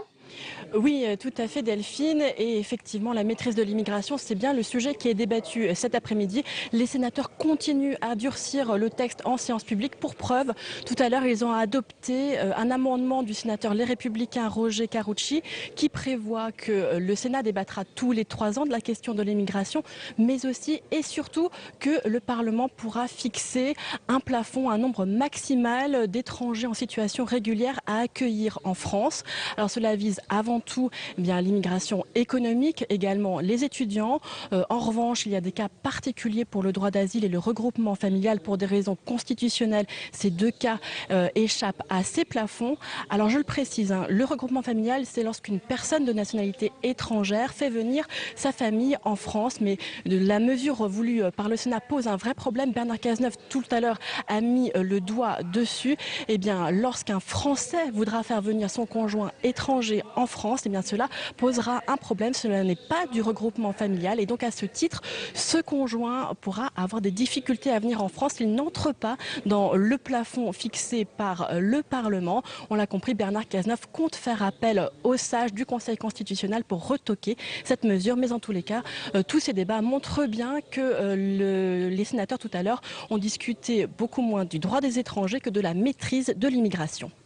Merci beaucoup Tam et on poursuit le multiplex de Sénat 360. On va retrouver Saveria Rojek qui est avec le sénateur du Var, Pierre-Yves Colombas. C'est à vous Saveria. Voilà, tout à fait Delphine. Je suis avec Pierre-Yves Colombas, donc sénateur du Var. Bonjour. Bonjour. François Hollande a donc décrété ce matin l'état de catastrophe naturelle. Il sera publié dès demain. Est-ce que déjà vous êtes satisfait de la rapidité avec laquelle le gouvernement a réagi ?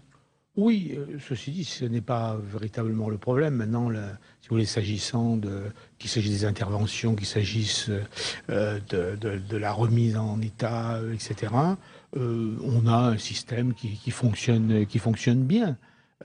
Par contre, où il y a des difficultés et ce dont il faut se préoccuper, c'est de mettre en place partout en France une politique de prévention de l'inondation. Là, ça ne m'étonne pas du tout. L'État a fait son travail tout à fait correctement. Mais il faudrait peut-être voir un peu plus loin. Vous avez vous-même, je crois, dirigé une mission d'information sur les inondations. C'était en 2012. Gérard Larcher a annoncé hier vouloir également une nouvelle mission d'information. Qu'est-ce qu'elle pourra apporter concrètement? Des nouvelles recommandations? Écoutez, effectivement, en 2012, suite aux inondations féroces qui avaient sévi dans le Var, nous avons mis en place donc une mission d'information dont mon collègue maire de Cagnes-sur-Mer, Louis Nègre, était le président et dont j'étais le rapporteur. Alors bien, si le président décide de mettre en place une nouvelle mission d'information, c'est son droit le plus strict, il fait ce qu'il veut.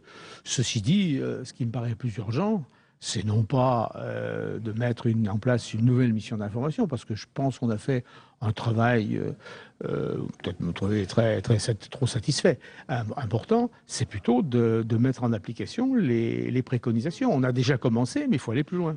Pour vous, le problème, c'est la politique globale de prévention sur l'ensemble du territoire. Tout à fait. C'est mettre en place sur l'ensemble du territoire une politique de prévention de l'inondation. Elle existe dans certains secteurs, dans certains endroits, notamment autour des fleuves, et là où il y a des inondations lentes. Hein. Mais tout s'agissant de l'ensemble du Sud, notamment toute la zone qui est sujette au phénomène d'Issevnol, il n'y a pas grand-chose. Et c'est là qu'il faut travailler le plus. Et puis, partout se pose le fameux problème, comment améliorer, comment traiter le problème de l'urbanisation. Parce que c'est bien beau de dire, oui, c'est trop urbanisé. Bah oui, c'est urbanisé. Hein. Oui, et alors, une fois que vous n'allez pas détruire ce qui existe. Quand l'inondation centenale qui est prévue pour Paris interviendra, d'après l'OCDE, ça va coûter 40 milliards. Vous faites quoi? Vous déménagez Paris? Non, il faut essayer de mettre en place des dispositifs qui permettent de faire que lorsqu'il y a l'inondation, qui viendra de toute façon, eh bien, on minimise les effets de la catastrophe, notamment sur les individus, sur les populations, sur les hommes et les femmes. Très bien. Merci beaucoup, monsieur le sénateur. Merci. Merci beaucoup, Saveria. C'est peut-être une réponse aux critiques de Claude Bartolone sur le fonctionnement institutionnel avec cette première ce matin au Sénat, l'examen en commission d'une proposition de loi sur la numérisation du journal officiel en présence de la secrétaire d'État, Clotilde Walter. Une procédure qui remplace la discussion dans l'hémicycle, mais pas le vote. Objectif, alléger l'agenda parlementaire. Une nouveauté à laquelle doivent néanmoins s'adapter les sénateurs, mais aussi les ministres. Quentin Calmy. Ça va nous inscrire dans l'histoire du travail parlementaire, cette affaire. Une séance pour l'histoire du travail parlementaire, rien de moins. L'idée menée directement en commission, les débats qui d'habitude ont lieu dans l'hémicycle, une procédure permise par la réforme du Sénat entrée en vigueur à la rentrée. L'encombrement du calendrier de travail parlementaire est une véritable préoccupation. Donc c'est un dispositif qui permet, pour des textes raisonnablement techniques comme celui qui va être examiné aujourd'hui, d'éviter d'examiner par le menu détail les amendements en séance publique. La proposition de loi est consensuelle, l'abandon de la version papier du journal officiel. Pour l'occasion, la secrétaire d'État à la simplification est présente. Pas facile de trouver sa place immédiatement. Un membre du gouvernement en commission, c'est très rare au Sénat. Effectivement, j'ai été intéressée de participer à la première utilisation de cette procédure. Et j'ai été parlementaire et je dois souligner que ça me paraît être un élément, je dirais, d'efficacité. Efficacité, mais aussi transparence. Les travaux sont d'emblée publics, une mini-révolution. C'est intéressant parce que souvent, on ne voit pas exactement ce qui se passe en commission, mais les amendements sont examinés en commission de manière très rapide, sans vraiment échanger des arguments. Là, ça a été exactement comme en séance. Donc finalement, on fait la séance plus rapidement dans un cercle finalement restreint. Cette procédure sera utilisée pour les lois les plus techniques dès la semaine prochaine en commission des lois. Le gouvernement veut accélérer la suppression ou l'allègement des normes pour les collectivités, souvent jugées inutiles, coûteuses ou obsolètes par les élus. Ce matin, André Valigny, secrétaire d'État chargé de la réforme territoriale, a présenté un point d'étape auquel a assisté Louis Sibyl. Les normes coûtent cher, trop cher pour les élus territoriaux dont les finances ont déjà asséché.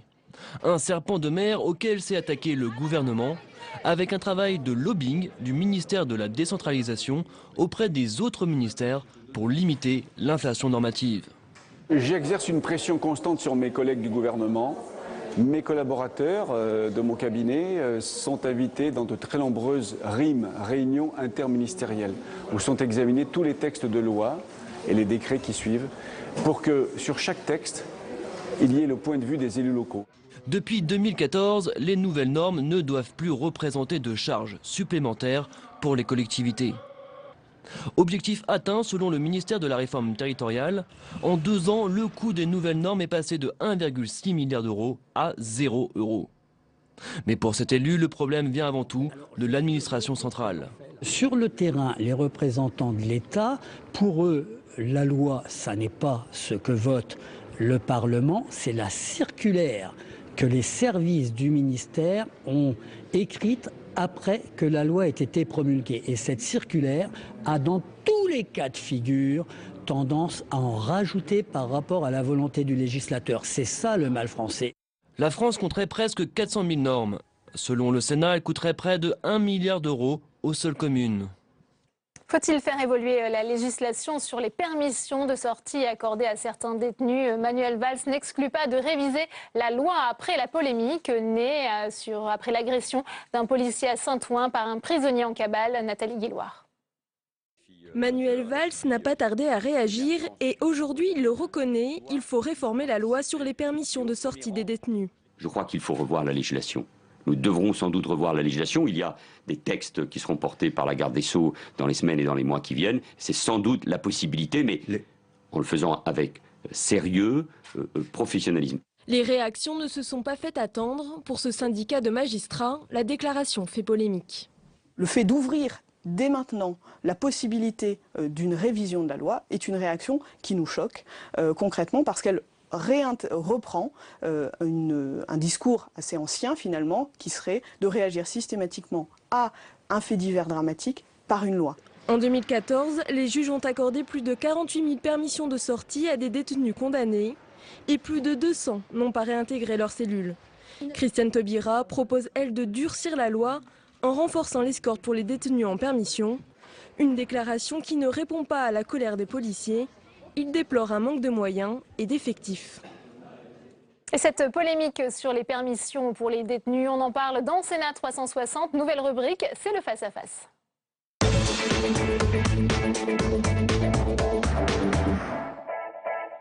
Première invitée de notre face-à-face, Laurence Rossignol. Bonjour, secrétaire d'État à la famille. C'est votre invité, Michaël Zamès. Merci. On en vient à la proposition de loi sur la protection de l'enfance dans quelques secondes. Mais évidemment, l'actualité, c'est aussi ce qu'a déclaré Manuel Valls ce matin. En fait, c'est un fait divers, une loi. Ce qui avait été dénoncé pendant plusieurs années. Écoutez, on ne peut pas nous accuser de procéder ainsi. Ce n'est pas comme ça que nous avons fait depuis 3 ans. Mais pour autant, on est capable à un moment donné d'observer des évolutions, des dérives, et en particulier en ce qui concerne les permissions des détenus. Si à un moment donné on se rend compte qu'elles sont accordées à des détenus qui sont des individus dangereux ou qui a une inflation du nombre de détenus qui ne rentrent pas, le Premier ministre a dit qu'il ne s'interdisait pas d'observer. Mais il n'a pas annoncé, vous remarquerez qu'il n'a pas ce matin fait le tour des radios pour dire je vais faire une loi, je vais répondre à un fait divers par une loi. On lui pose la question, il répond « je ne m'interdis pas d'y réfléchir ». C'est quand même étrange de la part de la garde des Sceaux de dire hier je suis prêt à encadrer de façon temporaire via des escortes les gens qui pourraient sortir de prison. C'est un peu juste quand même, non, comme réponse? Écoutez, ce n'est pas un des dossiers que je maîtrise. Et je ne m'entraînerai pas dans une discussion à commenter mes collègues.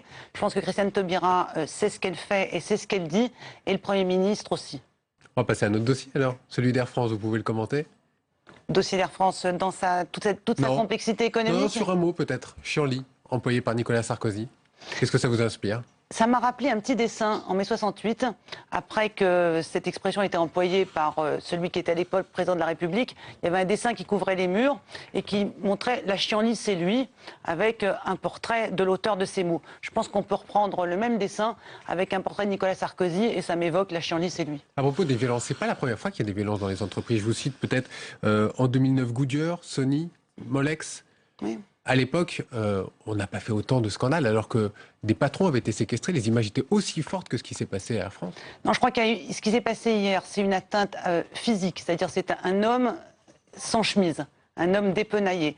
Et donc là, c'est plus fort. Moi, j'ai connu les salariés de Continental qui avaient les Conti qui avaient mis à mal la sous-préfecture. J'ai connu le fait d'avoir gardé pendant une nuit les dirigeants de Goodyear aussi. Là, il y avait quelque chose de plus violent hier dans ce qui s'est passé à Air France, incontestablement. La preuve en est, c'est que ces images ont fait le tour des autres rédactions à l'étranger et qu'elles nuisent considérablement et à l'image de l'entreprise et à l'image de la France. Mais il est clair que là, ce qui s'est passé hier à Air France, c'est un symptôme de la violence qui à la fois s'exprime dans le débat politique. Quand on passe une semaine à discuter sur des propos violents d'une élue des Républicains qui nous inflige un débat, par exemple, sur la race. Voilà, c'est violent comme propos. Il y a aussi de la violence dans un certain nombre de comportements. Ce qui s'est passé hier est grave, est condamnable et a été condamné unanimement, mais il faut le traiter comme un symptôme d'une montée de la violence dans les relations sociales et politiques. Et pour autant, les syndicalistes dont on en parlait, des employés de chez Conti, de chez Molex et les autres, ils n'ont pas eu de prison avec sursis ou quoi que ce soit, ils ont eu une amende. Ils ont été poursuivis. Ça s'est terminé par une amende, c'est ce qui peut arriver aussi pour... Je ne sais pas ce qui se passera en justice, ils seront poursuivis et comme dans l'affaire des Conti, les juges adapteront la sanction. Il y avait François Hollande et Angela Merkel aujourd'hui côte à côte à Strasbourg. François Hollande a repris une phrase de François Mitterrand, le nationalisme c'est la guerre, et il a ajouté le souverainisme c'est le déclinisme. Message à l'Europe, mais surtout à la France. Message à l'Europe, message aux États de l'Union européenne qui, eux, se livrent aussi, comme une partie de la France, au souverainisme, au nationalisme et au refus de l'Europe. Aujourd'hui, c'est un moment important qu'on a vu au Parlement européen, cette image de François Hollande et d'Angela Merkel ensemble. On n'avait pas vu cette image depuis Kohl et Mitterrand, qui était aussi une belle image. Et puis des phrases fortes. Et je crois que ce qui a été rappelé, c'est que l'Europe est avant tout une communauté de valeurs. Et dans le débat qu'il y a entre les pays de l'Union, et en particulier dans des États qui refusent d'accueillir des réfugiés, ce que l'on voit perdre dans cette substance de l'Europe, qui est ses valeurs communes, cette substance-là disparaît. Et il est utile de rappeler à ces pays que l'Europe n'est pas simplement un grand marché, ou encore un pourvoyeur de subventions. L'Europe, c'est aussi une communauté de destin. Et cette communauté de destin, elle doit se manifester dans des moments comme celui-là où l'Europe est appelée à mettre ses valeurs en avant. Vous avez bien compris pourquoi je vous disais que ça résonne en France, parce qu'il y avait Marine Le Pen qui a répondu à François Hollande dans l'hémicycle à Strasbourg. Ce message, c'était pour Marine Le Pen. Vous êtes bien d'accord ? Je crois que ce message était avant tout un message pour l'Europe.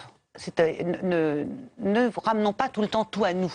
Ce qui se passe en Europe est une chose importante aujourd'hui et on sent tous que l'Europe est instable aujourd'hui, que l'Europe vacille sur ce qui sont justement ses valeurs et sa communauté de destin. Et qu'il y a des pays, je pense à la Hongrie, tout le monde y pense, qui sont dans une trajectoire qui les éloigne des valeurs de l'Union européenne. Donc François Hollande a parlé à l'Europe, il a parlé aussi à la France, et en disant aux Français, attention, derrière ces populismes et derrière ce nationalisme, il y a une remise en cause de ce qui nous a garanti la paix depuis l'après-guerre, qui est l'Union européenne depuis le traité de Rome en 1957. Et Angela Merkel d'ajouter, l'Europe a tardé à mesurer l'ampleur de la crise des migrants. On a l'impression que l'Europe a toujours une crise de retard.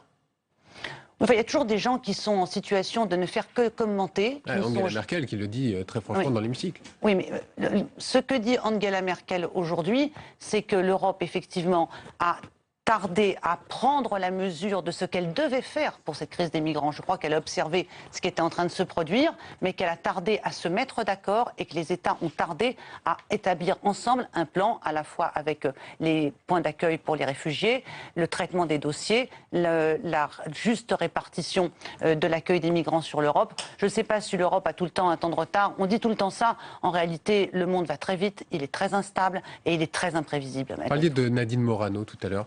C'est un cas qui vous intrigue. Nicolas Sarkozy, je résume un petit peu les épisodes, a dit « une lettre et j'annule tout ». Ça vous fait sourire en tout cas. Nadine Morano, c'est une grenade dégoupillée dans le local des Républicains, ça c'est sûr aujourd'hui. Et je pense que pour son camp c'est un problème, mais c'est un problème pour nous tous. Là encore en tant que symptôme, je vois les débats qu'il y a chez les Républicains entre ceux qui pensent qu'il faut la sanctionner, mais ceux qui pensent qu'elle dit tout haut ce qu'un certain nombre de gens pensent tout bas.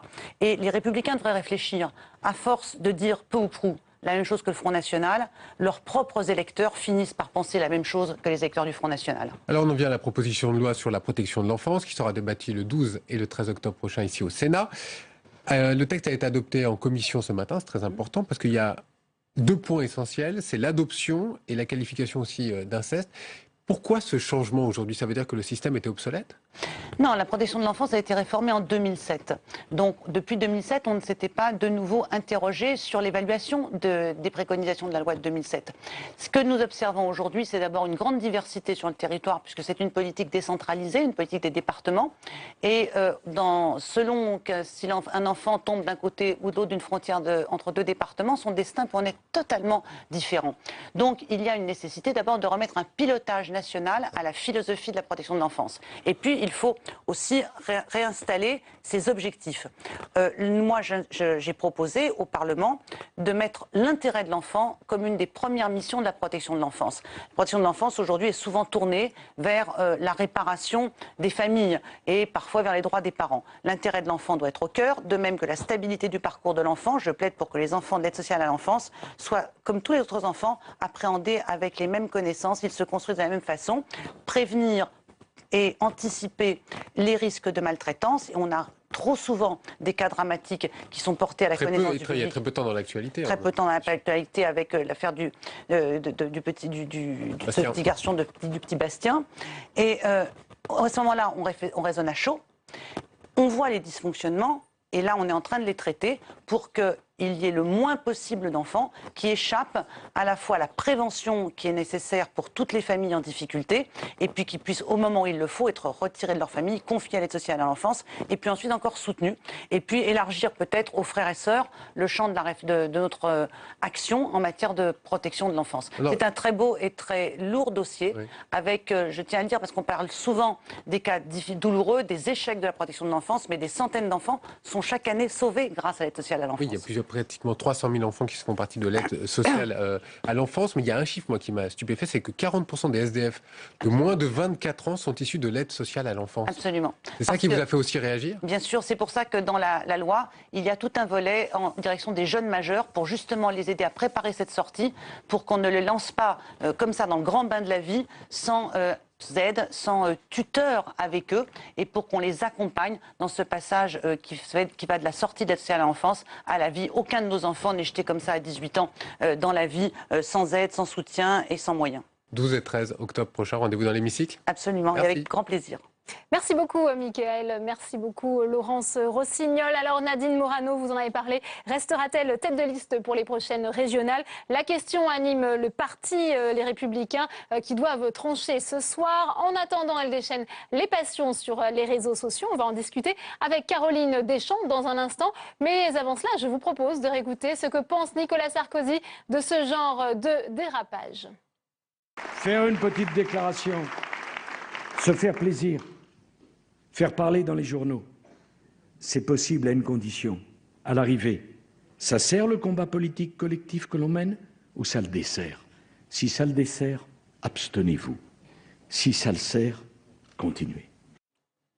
Caroline Deschamps nous a rejoint sur ce plateau. Bonsoir Caroline. Nadine Morano, on l'a dit, sera donc fixée sur son sort ce soir. Mais sur le web, la polémique Morano ne désenfle pas.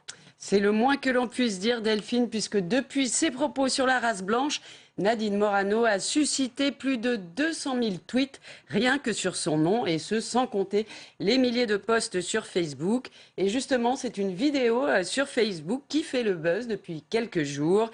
Petite discussion entre Français de race noire. C'est le titre de ce sketch de Kevin Razi qui démonte avec humour les propos de Morano. C'est un carton sur le web, plus de 5 millions de vues. Regardez.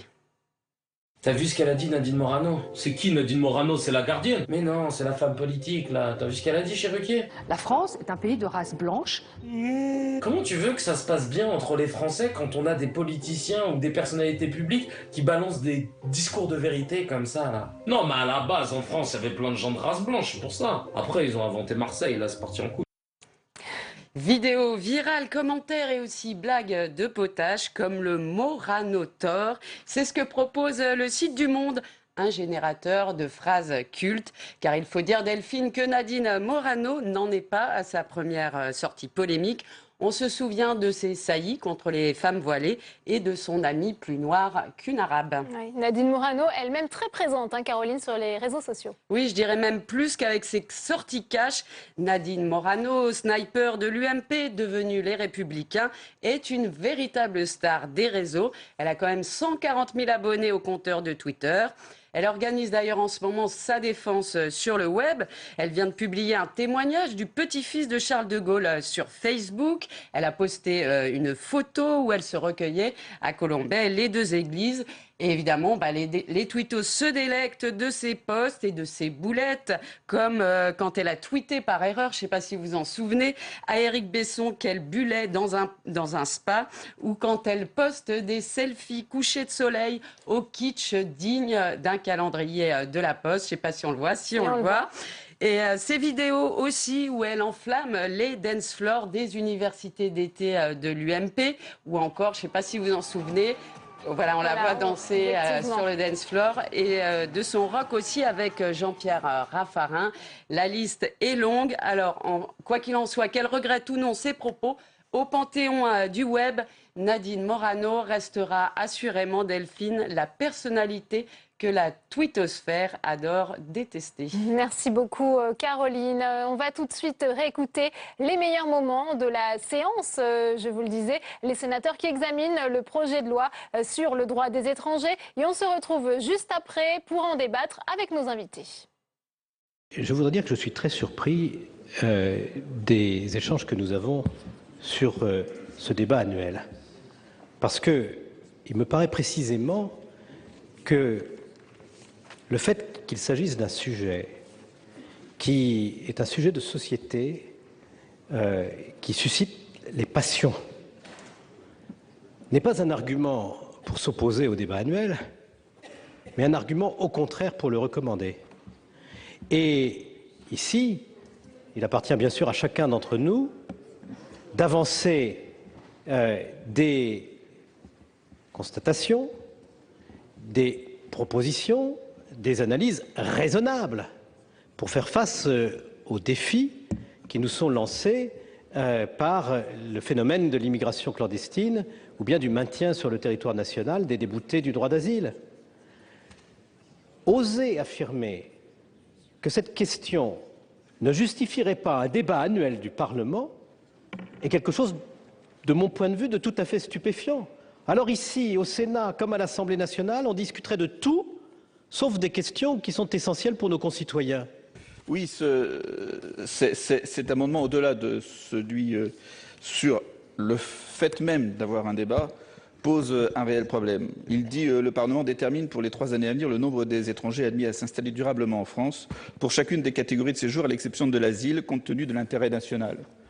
Il a été rappelé hier que 209 000 titres d'admission au séjour ont été donnés, et Monsieur Mercier l'a dit en partie, sur les 209 000, 92 000 ce sont des raisons familiales ou de mariage, 66 000 des étudiants, 13 divers, 19 humanitaires dont l'asile et 19 000 économies. Ça veut dire qu'en finalement, on a très peu de marge de manœuvre. Et proposer ce genre de choses, c'est laisser penser aux gens qu'on a énormément de marge de manœuvre. Ou alors, Monsieur Carucci, il faut le dire, et je suis d'ailleurs assez étonné de voir parmi les signataires de cet amendement de collègues français de l'étranger à qui on pourrait peut-être expliquer que finalement, si leur conjoint étranger ne peuvent pas venir en France, c'est parce que le Parlement a finalement décidé qu'il y aurait un quota et qu'il faudrait qu'ils attendent 3 ans avant finalement de recevoir un titre de séjour.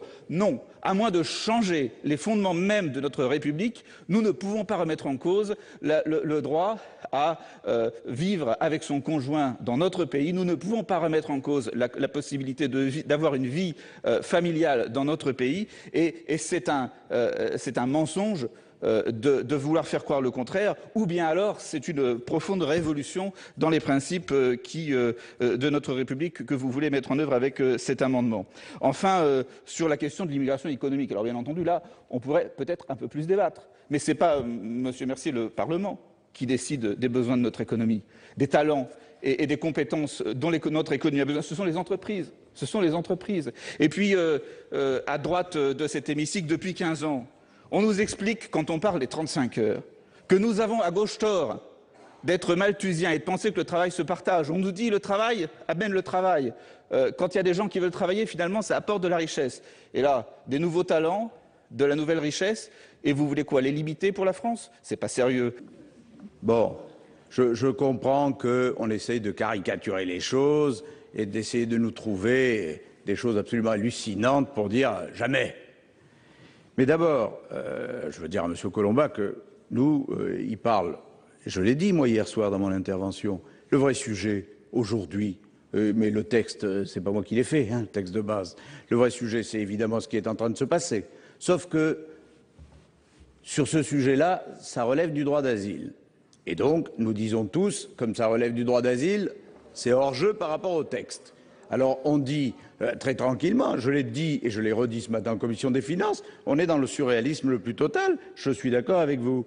On est en train de faire un texte qui, finalement, ne fait absolument pas face aux conditions difficiles qui sont celles du moment et qui traite de manière globale de sujets qu'on aurait pu éviter d'avoir à traiter à nouveau. Donc c'est très bien. Enfin, comme je ne suis pas le gouvernement, jusqu'à preuve du contraire, c'est pas moi qui présente ce projet de loi. Bon. Donc le fait que nous disions, puisque il faudra d'un côté faire face à la crise, c'est-à-dire, par définition, le gouvernement dit 31 000, j'affirme que naturellement ce sera le double, au minimum, dans les 2 ans qui viennent, parce que c'est pas sérieux de dire qu'il faudra accueillir que 31 000 réfugiés, quand il y en a déjà à peu près 1 200 000 arrivés en Europe, et qu'il y en aura 2 millions à la fin de l'année prochaine. Alors, chacun dit ce qu'il veut, mais enfin, si on dit que le droit d'asile, justement, n'est pas sous quota, moi j'affirme que 31 000, ça ne tient pas. Il est 18h, bienvenue en direct sur Public Sénat. Si vous nous rejoignez, Sénat 360, c'est le multiplex.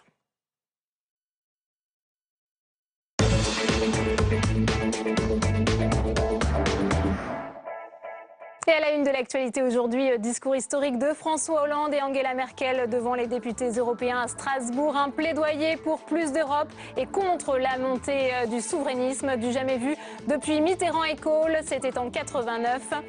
Vous l'avez suivi en direct sur Public Sénat. Le droit des étrangers en débat au Sénat. La droite sénatoriale a musclé la version issue de l'Assemblée nationale. Elle souhaite s'attaquer à l'immigration illégale en durcissant notamment les conditions d'accès au regroupement familial. Reportage et débat dans un instant. Et puis c'est une avancée pour les sinistrés des intempéries qui ont touché la Côte d'Azur le week-end dernier. Ce mercredi, le Conseil des ministres a décrété pour 14 communes des Alpes-Maritimes et 18 communes du Var l'état de catastrophe naturelle. Il doit permettre d'accélérer le processus d'indemnisation. Les détails tout de suite avec Saveria Rojek. Mais avant cela, eh bien, je vous propose tout de suite de prendre la direction de l'hémicycle du Sénat où se trouve Tam Tranui. Tam, le projet de loi sur le droit des étrangers se poursuit. Où en est-on, Tam, dans la discussion ? Eh bien, les sénateurs continuent à durcir le texte. En effet, tout à l'heure, ils ont adopté un amendement du sénateur Les Républicains Roger Karoutchi, un amendement qui prévoit tout d'abord l'organisation d'un débat tous les 3 ans au Parlement portant sur l'immigration, mais aussi et surtout le fait que le Parlement pourra fixer un nombre maximum d'étrangers en situation régulière à accueillir en France. Cela met donc en place des plafonds et cela vise notamment l'immigration économique et les étudiants. En revanche, le droit d'asile, qui est vraiment le sujet d'actualité du moment, eh bien, n'est pas concerné pour des raisons constitutionnelles, tout comme le regroupement familial.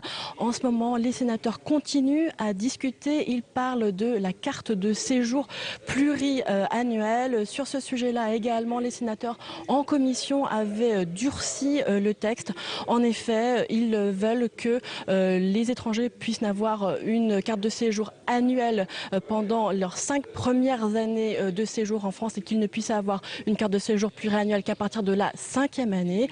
En ce sens, ils sont allés à l'encontre de ce qu'avait voulu l'Assemblée nationale qui prévoyait une carte de séjour annuelle possible dès la première année de séjour. Cela pour limiter le nombre de demandes de carte de séjour en préfecture. Il y a 5 millions de demandes par an et donc pour désengorger les services des préfectures. Mais voilà, les sénateurs ont préféré la maîtrise de l'immigration à la simplification de l'administration.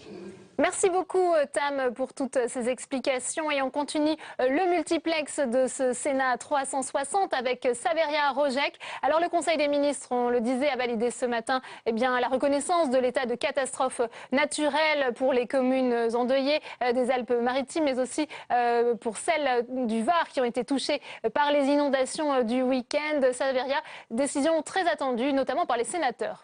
Et oui Delphine, les habitants des zones sinistrées attendaient cette décision avec impatience. Cela va surtout leur permettre d'être indemnisés dans les 3 mois. Alors concrètement, les sinistrés doivent faire l'inventaire de l'ensemble des dégâts qu'ils ont subis. En théorie, ils ont 10 jours pour envoyer leur déclaration à leur assureur, mais cette fois-ci, ils auront jusqu'à la fin du mois. C'est ce qu'a précisé le ministre de l'Intérieur, Bernard Cazeneuve. Je précise que 32 communes, donc au total, sont concernées par cet état de catastrophe naturelle, 18 dans le Var et 14 dans les Alpes-Maritimes. Par ailleurs, et c'est important, le gouvernement va mobiliser les crédits du fonds calamité publique pour aider les collectivités territoriales touchées, et des mesures seront également prises pour soutenir les entreprises et les exploitations agricoles. Alors on ne connaît pas encore aujourd'hui le coût total de ces inondations, mais en moyenne, ce type de catastrophe naturelle coûte chaque année au pays 1 milliard d'euros. Et je rappelle enfin le bilan très lourd de ces inondations, 20 personnes décédées et 2 qui sont toujours portées disparues. Merci beaucoup Saveria. On en vient au dossier de ce Sénat 360. Il porte aujourd'hui sur la question du regroupement familial. En pleine bataille sur les chiffres de l'immigration, on en a parlé, le Sénat examine le projet de loi sur le droit des étrangers. La majorité sénatoriale veut durcir les conditions d'accès au regroupement familial. Il faudra désormais être résident en France 2 ans pour pouvoir faire venir des membres de sa famille. Une longue attente. Voyez ce reportage à Toulon. Il est signé Flora Sauvage. Tunisien, Kamel habite en France depuis l'âge de 8 ans, mais il n'a jamais demandé la nationalité française. Il y a 7 ans, Kamel s'est marié en Tunisie. 2 enfants sont nés de cette union, 2 enfants et une épouse qu'il aimerait faire venir en France, sa patrie d'adoption, dans le cadre du regroupement familial. C'est l'attente qui est infernale et je ne sais pas si je vais réussir un jour de voir ma famille ici.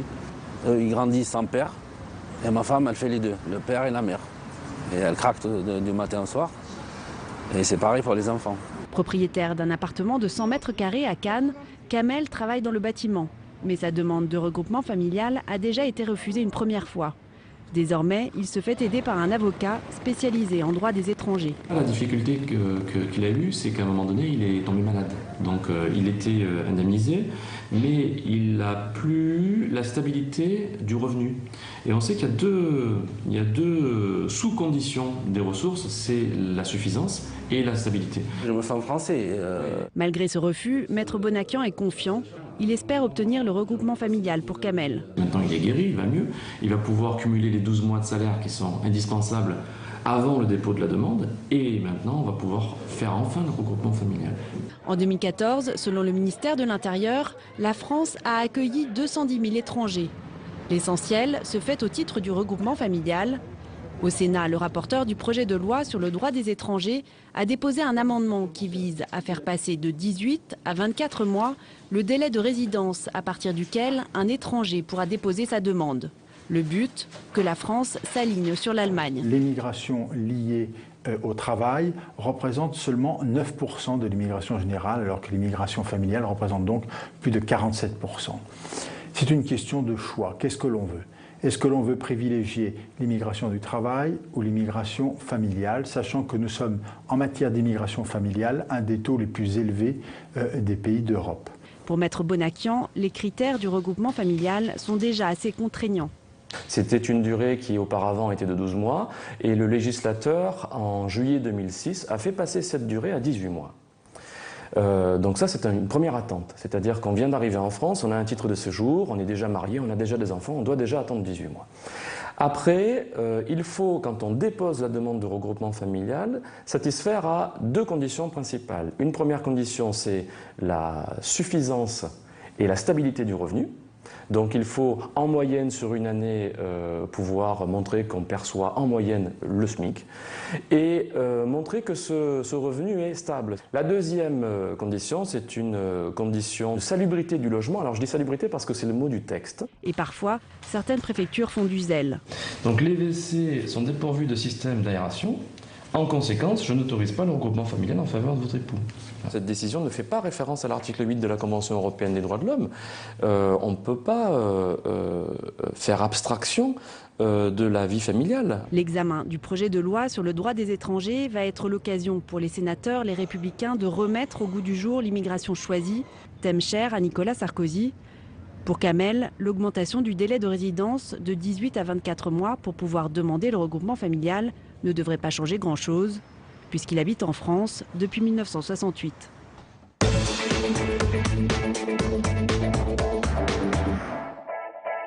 Et on ouvre le débat de ce Sénat 360 avec nos invités ce soir. Catherine Tasca, bonsoir, sénatrice socialiste des Yvelines, ancienne ministre. Merci d'être avec nous. J'accueille également Philippe Bas, bonsoir. Vous êtes président de la commission des lois du Sénat, sénateur Les Républicains de la Manche. Merci d'être avec nous ce soir.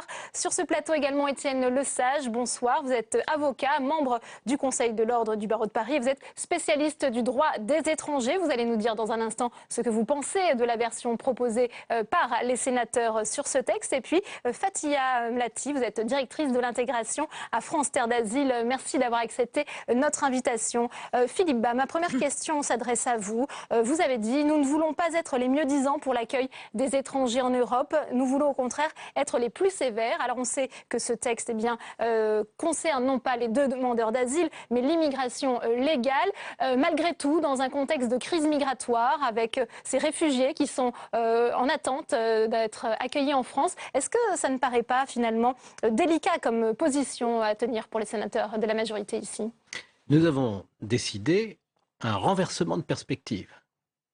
Ce n'est plus une loi sur le droit des étrangers dont nous discutons, c'est une loi portant diverses dispositions, pas situer bien haut le niveau de l'ambition, relative à la maîtrise de l'immigration. L'immigration et l'asile, ça n'est pas la même chose. Les demandeurs d'asile ont des droits. Il s'agit simplement de vérifier qu'il n'y a pas des réseaux qui abusent de ce droit pour faire rentrer irrégulièrement des étrangers, bien sûr. Mais l'immigration que nous visons, c'est l'immigration clandestine. C'est l'arrivée en France, pour des motifs qui sont en réalité ceux de la misère, de contingents d'étrangers de plus en plus nombreux.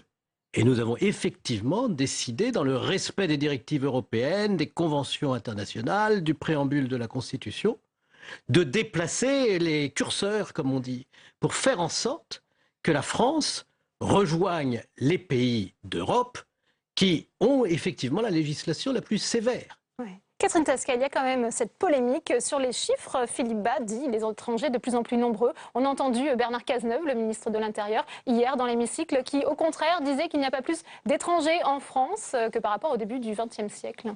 C'est tout à fait exact et les chiffres sont modestes par rapport à la population française. Vous savez, c'est un peu comme la température extérieure. C'est une question de ressenti plus que d'objectivité. Mais si l'on est objectif, il y a... Alors, en ce qui concerne les demandeurs d'asile, la France est un pays qui est peu recherché par les demandeurs d'asile.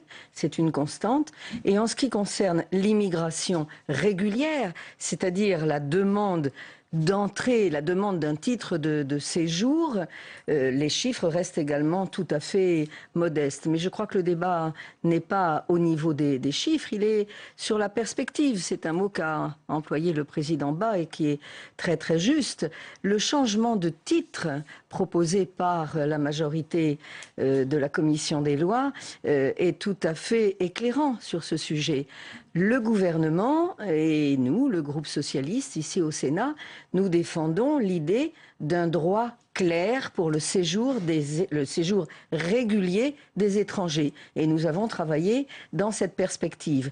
La perspective maintenant proposée par la majorité de la commission des lois est une perspective inverse qui est celle du contrôle et, disent-ils, de la maîtrise de l'immigration. C'est exactement cela. Le débat est bien circonscrit et nous assumons parfaitement cette position qui nous paraît correspondre à une attente profonde de la société française dans une période où le chômage ne cesse de s'aggraver et où le pouvoir d'achat est en berne. Ouais. Étienne Lesage, peut-être, pardon. Merci. Il faudrait parler de droit. Oui. De droit en général, le droit qui nous concerne tous et les droits des personnes. Nous sommes dans une année où nous avons vu la réforme du droit d'asile par une loi du mois de juillet 2015, loi importante qui était la transposition d'une directive européenne, car c'est le droit européen qui nous guide et qui nous mène dans cette matière, comme dans tant d'autres. Et cette loi du droit d'asile a simplifié les procédures pour permettre aux demandeurs d'asile de voir leurs demandes plus rapidement et mieux examinées. S'agissant du droit des étrangers, que l'on requalifie une réforme du droit des étrangers. Vous savez, le code qui régit la matière, c'est le code de l'entrée et du séjour des étrangers en France. Ce n'est pas le code des migrations ou du contrôle de la migration. Vous avez un code civil qui n'est pas un contrôle des droits civils. Vous avez un code des étrangers. Et que l'on qualifie la réforme du droit des étrangers en contrôle des migrations, je trouve ça tout à fait inquiétant. Car on ne s'occupe plus de droits, mais de contrôle. Alors, Philippe Bas, peut-être, si vous souhaitez répondre à Maître Lesage. Vous voyez, chaque année, nous avons environ 60 000 demandeurs d'asile. Et le résultat de tout ceci, c'est à peu près 20 000 admissions au droit d'asile. Donc 40 000 déboutés du droit d'asile. Pour nous, la question d'aujourd'hui, et je souscris à l'idée qu'il faut accélérer les procédures, c'est de faire en sorte qu'il n'y ait pas un détournement du droit d'asile. De la même façon, le regroupement familial est un droit, le droit aussi au rapprochement des conjoints, il n'est pas contestable. Mais vous souhaitez le durcir. Mais il y a des abus de droit contre lesquels il faut lutter, de sorte qu'effectivement, tous les droits qui ont été reconnus ne soient pas détournés de leur objet. Et aujourd'hui, le problème, c'est qu'ils le sont. Et malheureusement, ils le sont massivement. Et c'est une des raisons pour lesquelles, si on veut être à la hauteur des attentes de nos concitoyens, il importe aujourd'hui d'avoir des règles plus fermes que dans le passé. Et c'est ce que nous sommes en train de faire, d'ailleurs, avec beaucoup d'humilité, parce que nous voyons bien qu'il faudra une alternance politique qui nous permette d'aller plus loin dans cette direction. Par exemple, le débat annuel au Parlement, le vote d'un contingent d'étrangers qui sont admis pour des motifs économiques. Ce débat a besoin de s'ancrer dans la Constitution. Et nous savons bien qu'aujourd'hui, il n'est pas possible de l'obtenir. Ouais. Alors Fathia Mlati, vous venez d'entendre, comme moi, détournement du droit d'asile, des abus. Quelle est la situation finalement que vous rencontrez, vous, à France Terre d'Asile ? Je suis la seule représentante de la société civile et je vais donner le point de vue de cet acteur-là, qui est celui-là. Moi, je pense qu'il faut que les politiques, dans leur ensemble, soient pédagogues, ne jouent pas avec le feu sur la question migratoire. Ce pays en a besoin. L'immigration, la capacité d'un État à décider de qui rentre, qui ne reste pas, c'est un droit, évidemment. Mais ceci dit, il faut amener la population française, nos concitoyens, à changer de regard. Et pour changer de regard, il faut dire un certain nombre de vérités. Vous distinguez avec justesse la question de l'asile et la question de la migration. La question de l'asile, elle vient d'être réformée.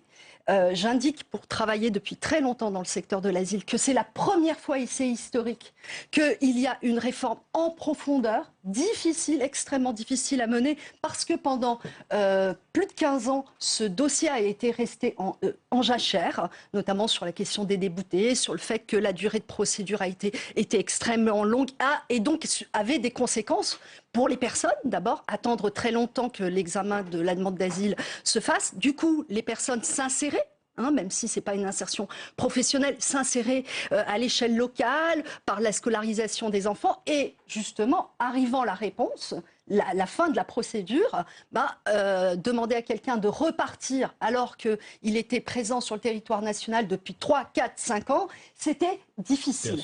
Donc, il faut d'abord saluer et noter que pour la première fois, un gouvernement ait porté le débat en profondeur, d'ailleurs sur le plan méthodologique aussi, avec une concertation avec les acteurs concernés. Concernant, juste une remarque, la question sur les questions migratoires, j'ai entendu des chiffres dans la journée, les chiffres sont hallucinants. Grosso modo, chaque année, il y a à peu près 210 000 personnes qui rentrent sur le territoire national. Déjà, si on enlevait le nombre d'étudiants... les chiffres du ministère de l'Intérieur. Si on enlevait les étudiants, parce qu'à mon avis, la migration des savoirs n'a rien à voir sur...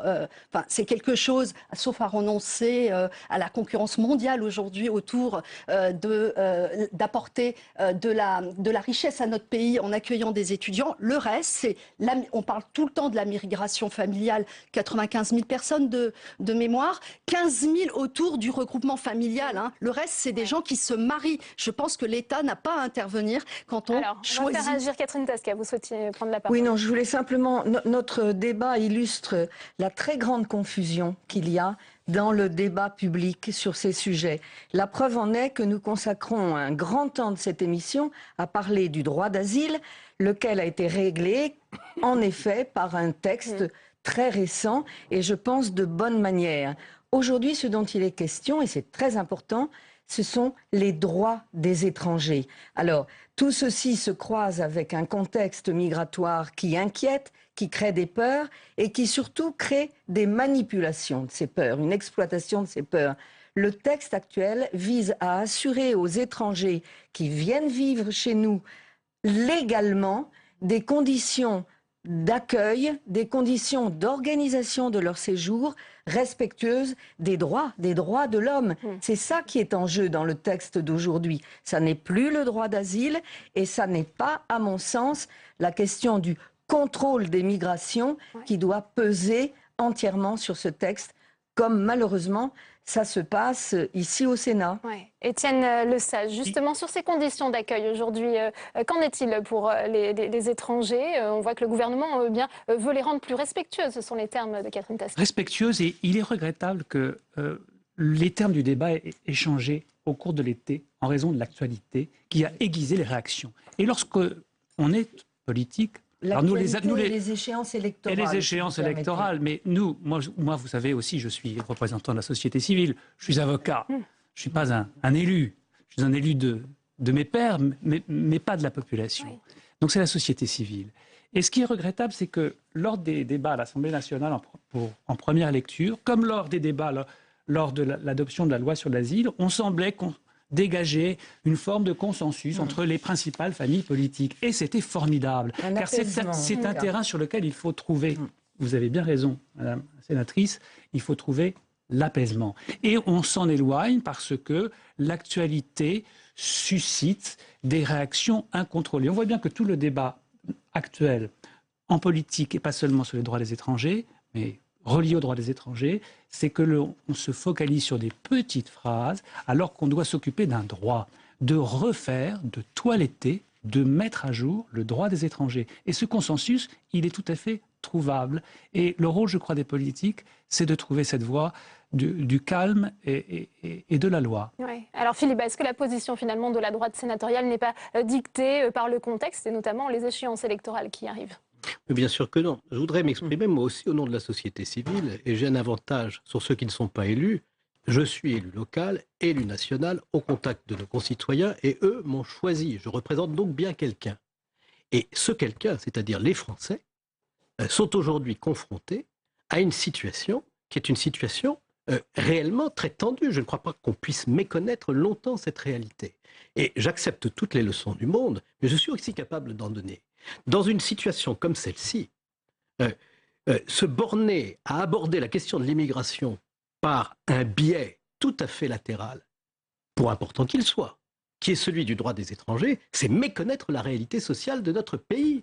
Aujourd'hui, la question est celle de la maîtrise de l'immigration et c'est la raison pour laquelle le Sénat s'est mis au travail dans cette direction et est en train, en ce moment même, en séance, de prendre un certain nombre de dispositions sur les règles du maintien sur le territoire national, l'accès à l'aide médicale d'urgence, la durée pendant laquelle on peut rester sur le sol national quand on est l'objet d'une obligation de le quitter, et un certain nombre de questions sur l'assignation à résidence, la rétention, la manière dont on prend en compte aussi, la manière dont on prend en compte aussi la durée de séjour sur le territoire pour avoir droit au regroupement familial, la durée des titres de séjour. Faut-il faire des titres de 4 ans ou faut-il faire des titres d'1 an? Le titre d'1 an doit être maintenu et par exception, le titre de 4 ans doit être rendu possible dans les cas où il y a un intérêt national à donner ce type de titre. Vous voyez que le travail qui est en cours est un travail qui consiste à répondre à une préoccupation majeure de nos concitoyens qui n'a rien de contingent. Alors, on va faire répondre Fathia Amlati. Oui, juste une remarque. Je disais tout à l'heure que le gouvernement avait mené une réforme de l'asile ambitieuse. Sur le projet de loi sur l'immigration, il y a une avancée majeure qui, à mon sens, devrait être soutenue.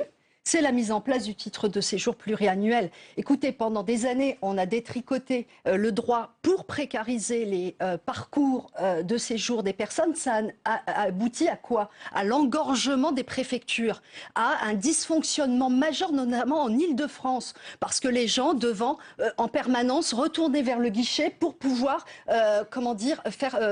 obtenir un renouvellement de leur titre de séjour. Si le gouvernement donnait les moyens à l'État de fonctionner, de faire son devoir de contrôle de la validité des demandes, on n'en serait pas là. Et c'est une demande que nous faisons. Moi, je pense que la stabilité en matière du droit des séjours permet aux personnes d'abord d'avoir un vrai parcours d'intégration dans la société française, et c'est pas en précarisant, en Nous ne voulons pas le changement du droit. Nous ne cherchons pas à précariser, mais appliquer une loi qui a été appliquée par le gouvernement Jospin comme par ses successeurs et par le gouvernement actuel jusqu'à aujourd'hui. Catherine Tasca, l'État ne fait pas son travail de contrôle.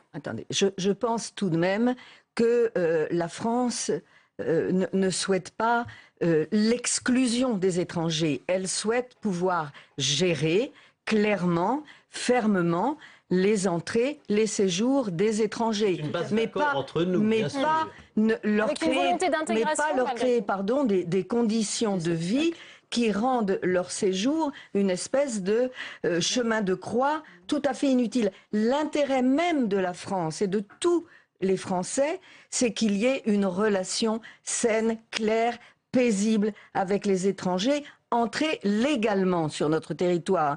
Et il ne faut pas, là non plus, superposer la question de l'immigration légale et la question de l'immigration irrégulière que ce gouvernement combat avec beaucoup de fermeté.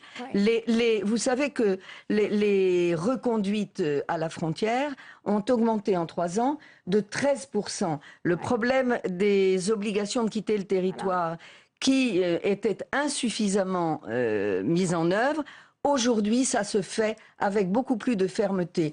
Nous avons un gouvernement qui veut lutter contre l'immigration irrégulière. Mais ce texte a pour axe principal de rendre le séjour des étrangers dont la présence est régulière et légale en France un séjour fructueux pour nous tous. Étienne Lesage, Catherine Tasca vient de parler de chemin de croix. C'est la situation, c'est telle que vous la décririez par rapport aux personnes que vous défendez. Il faudrait que tous les Français se rendent dans une préfecture à l'accueil des étrangers pour constater qu'ils arrivent le matin au guichet, ils prennent un ticket et à la fin de la journée, si leur dossier n'a pas été appelé, ils repartent et on leur demande de revenir un autre jour. Lorsqu'ils font une première demande de titre de séjour, là aussi, ils mettent leur dossier ou leur demande dans un genre d'horodateur et on leur donne une date pour revenir 6 mois, 7 mois, 8 mois plus tard. C'est ainsi que cela se passe. Et on installe des gens dans la précarité qu'on ne peut évidemment pas ensuite reconduire à la frontière car ils ont une convocation à comparaître devant la préfecture.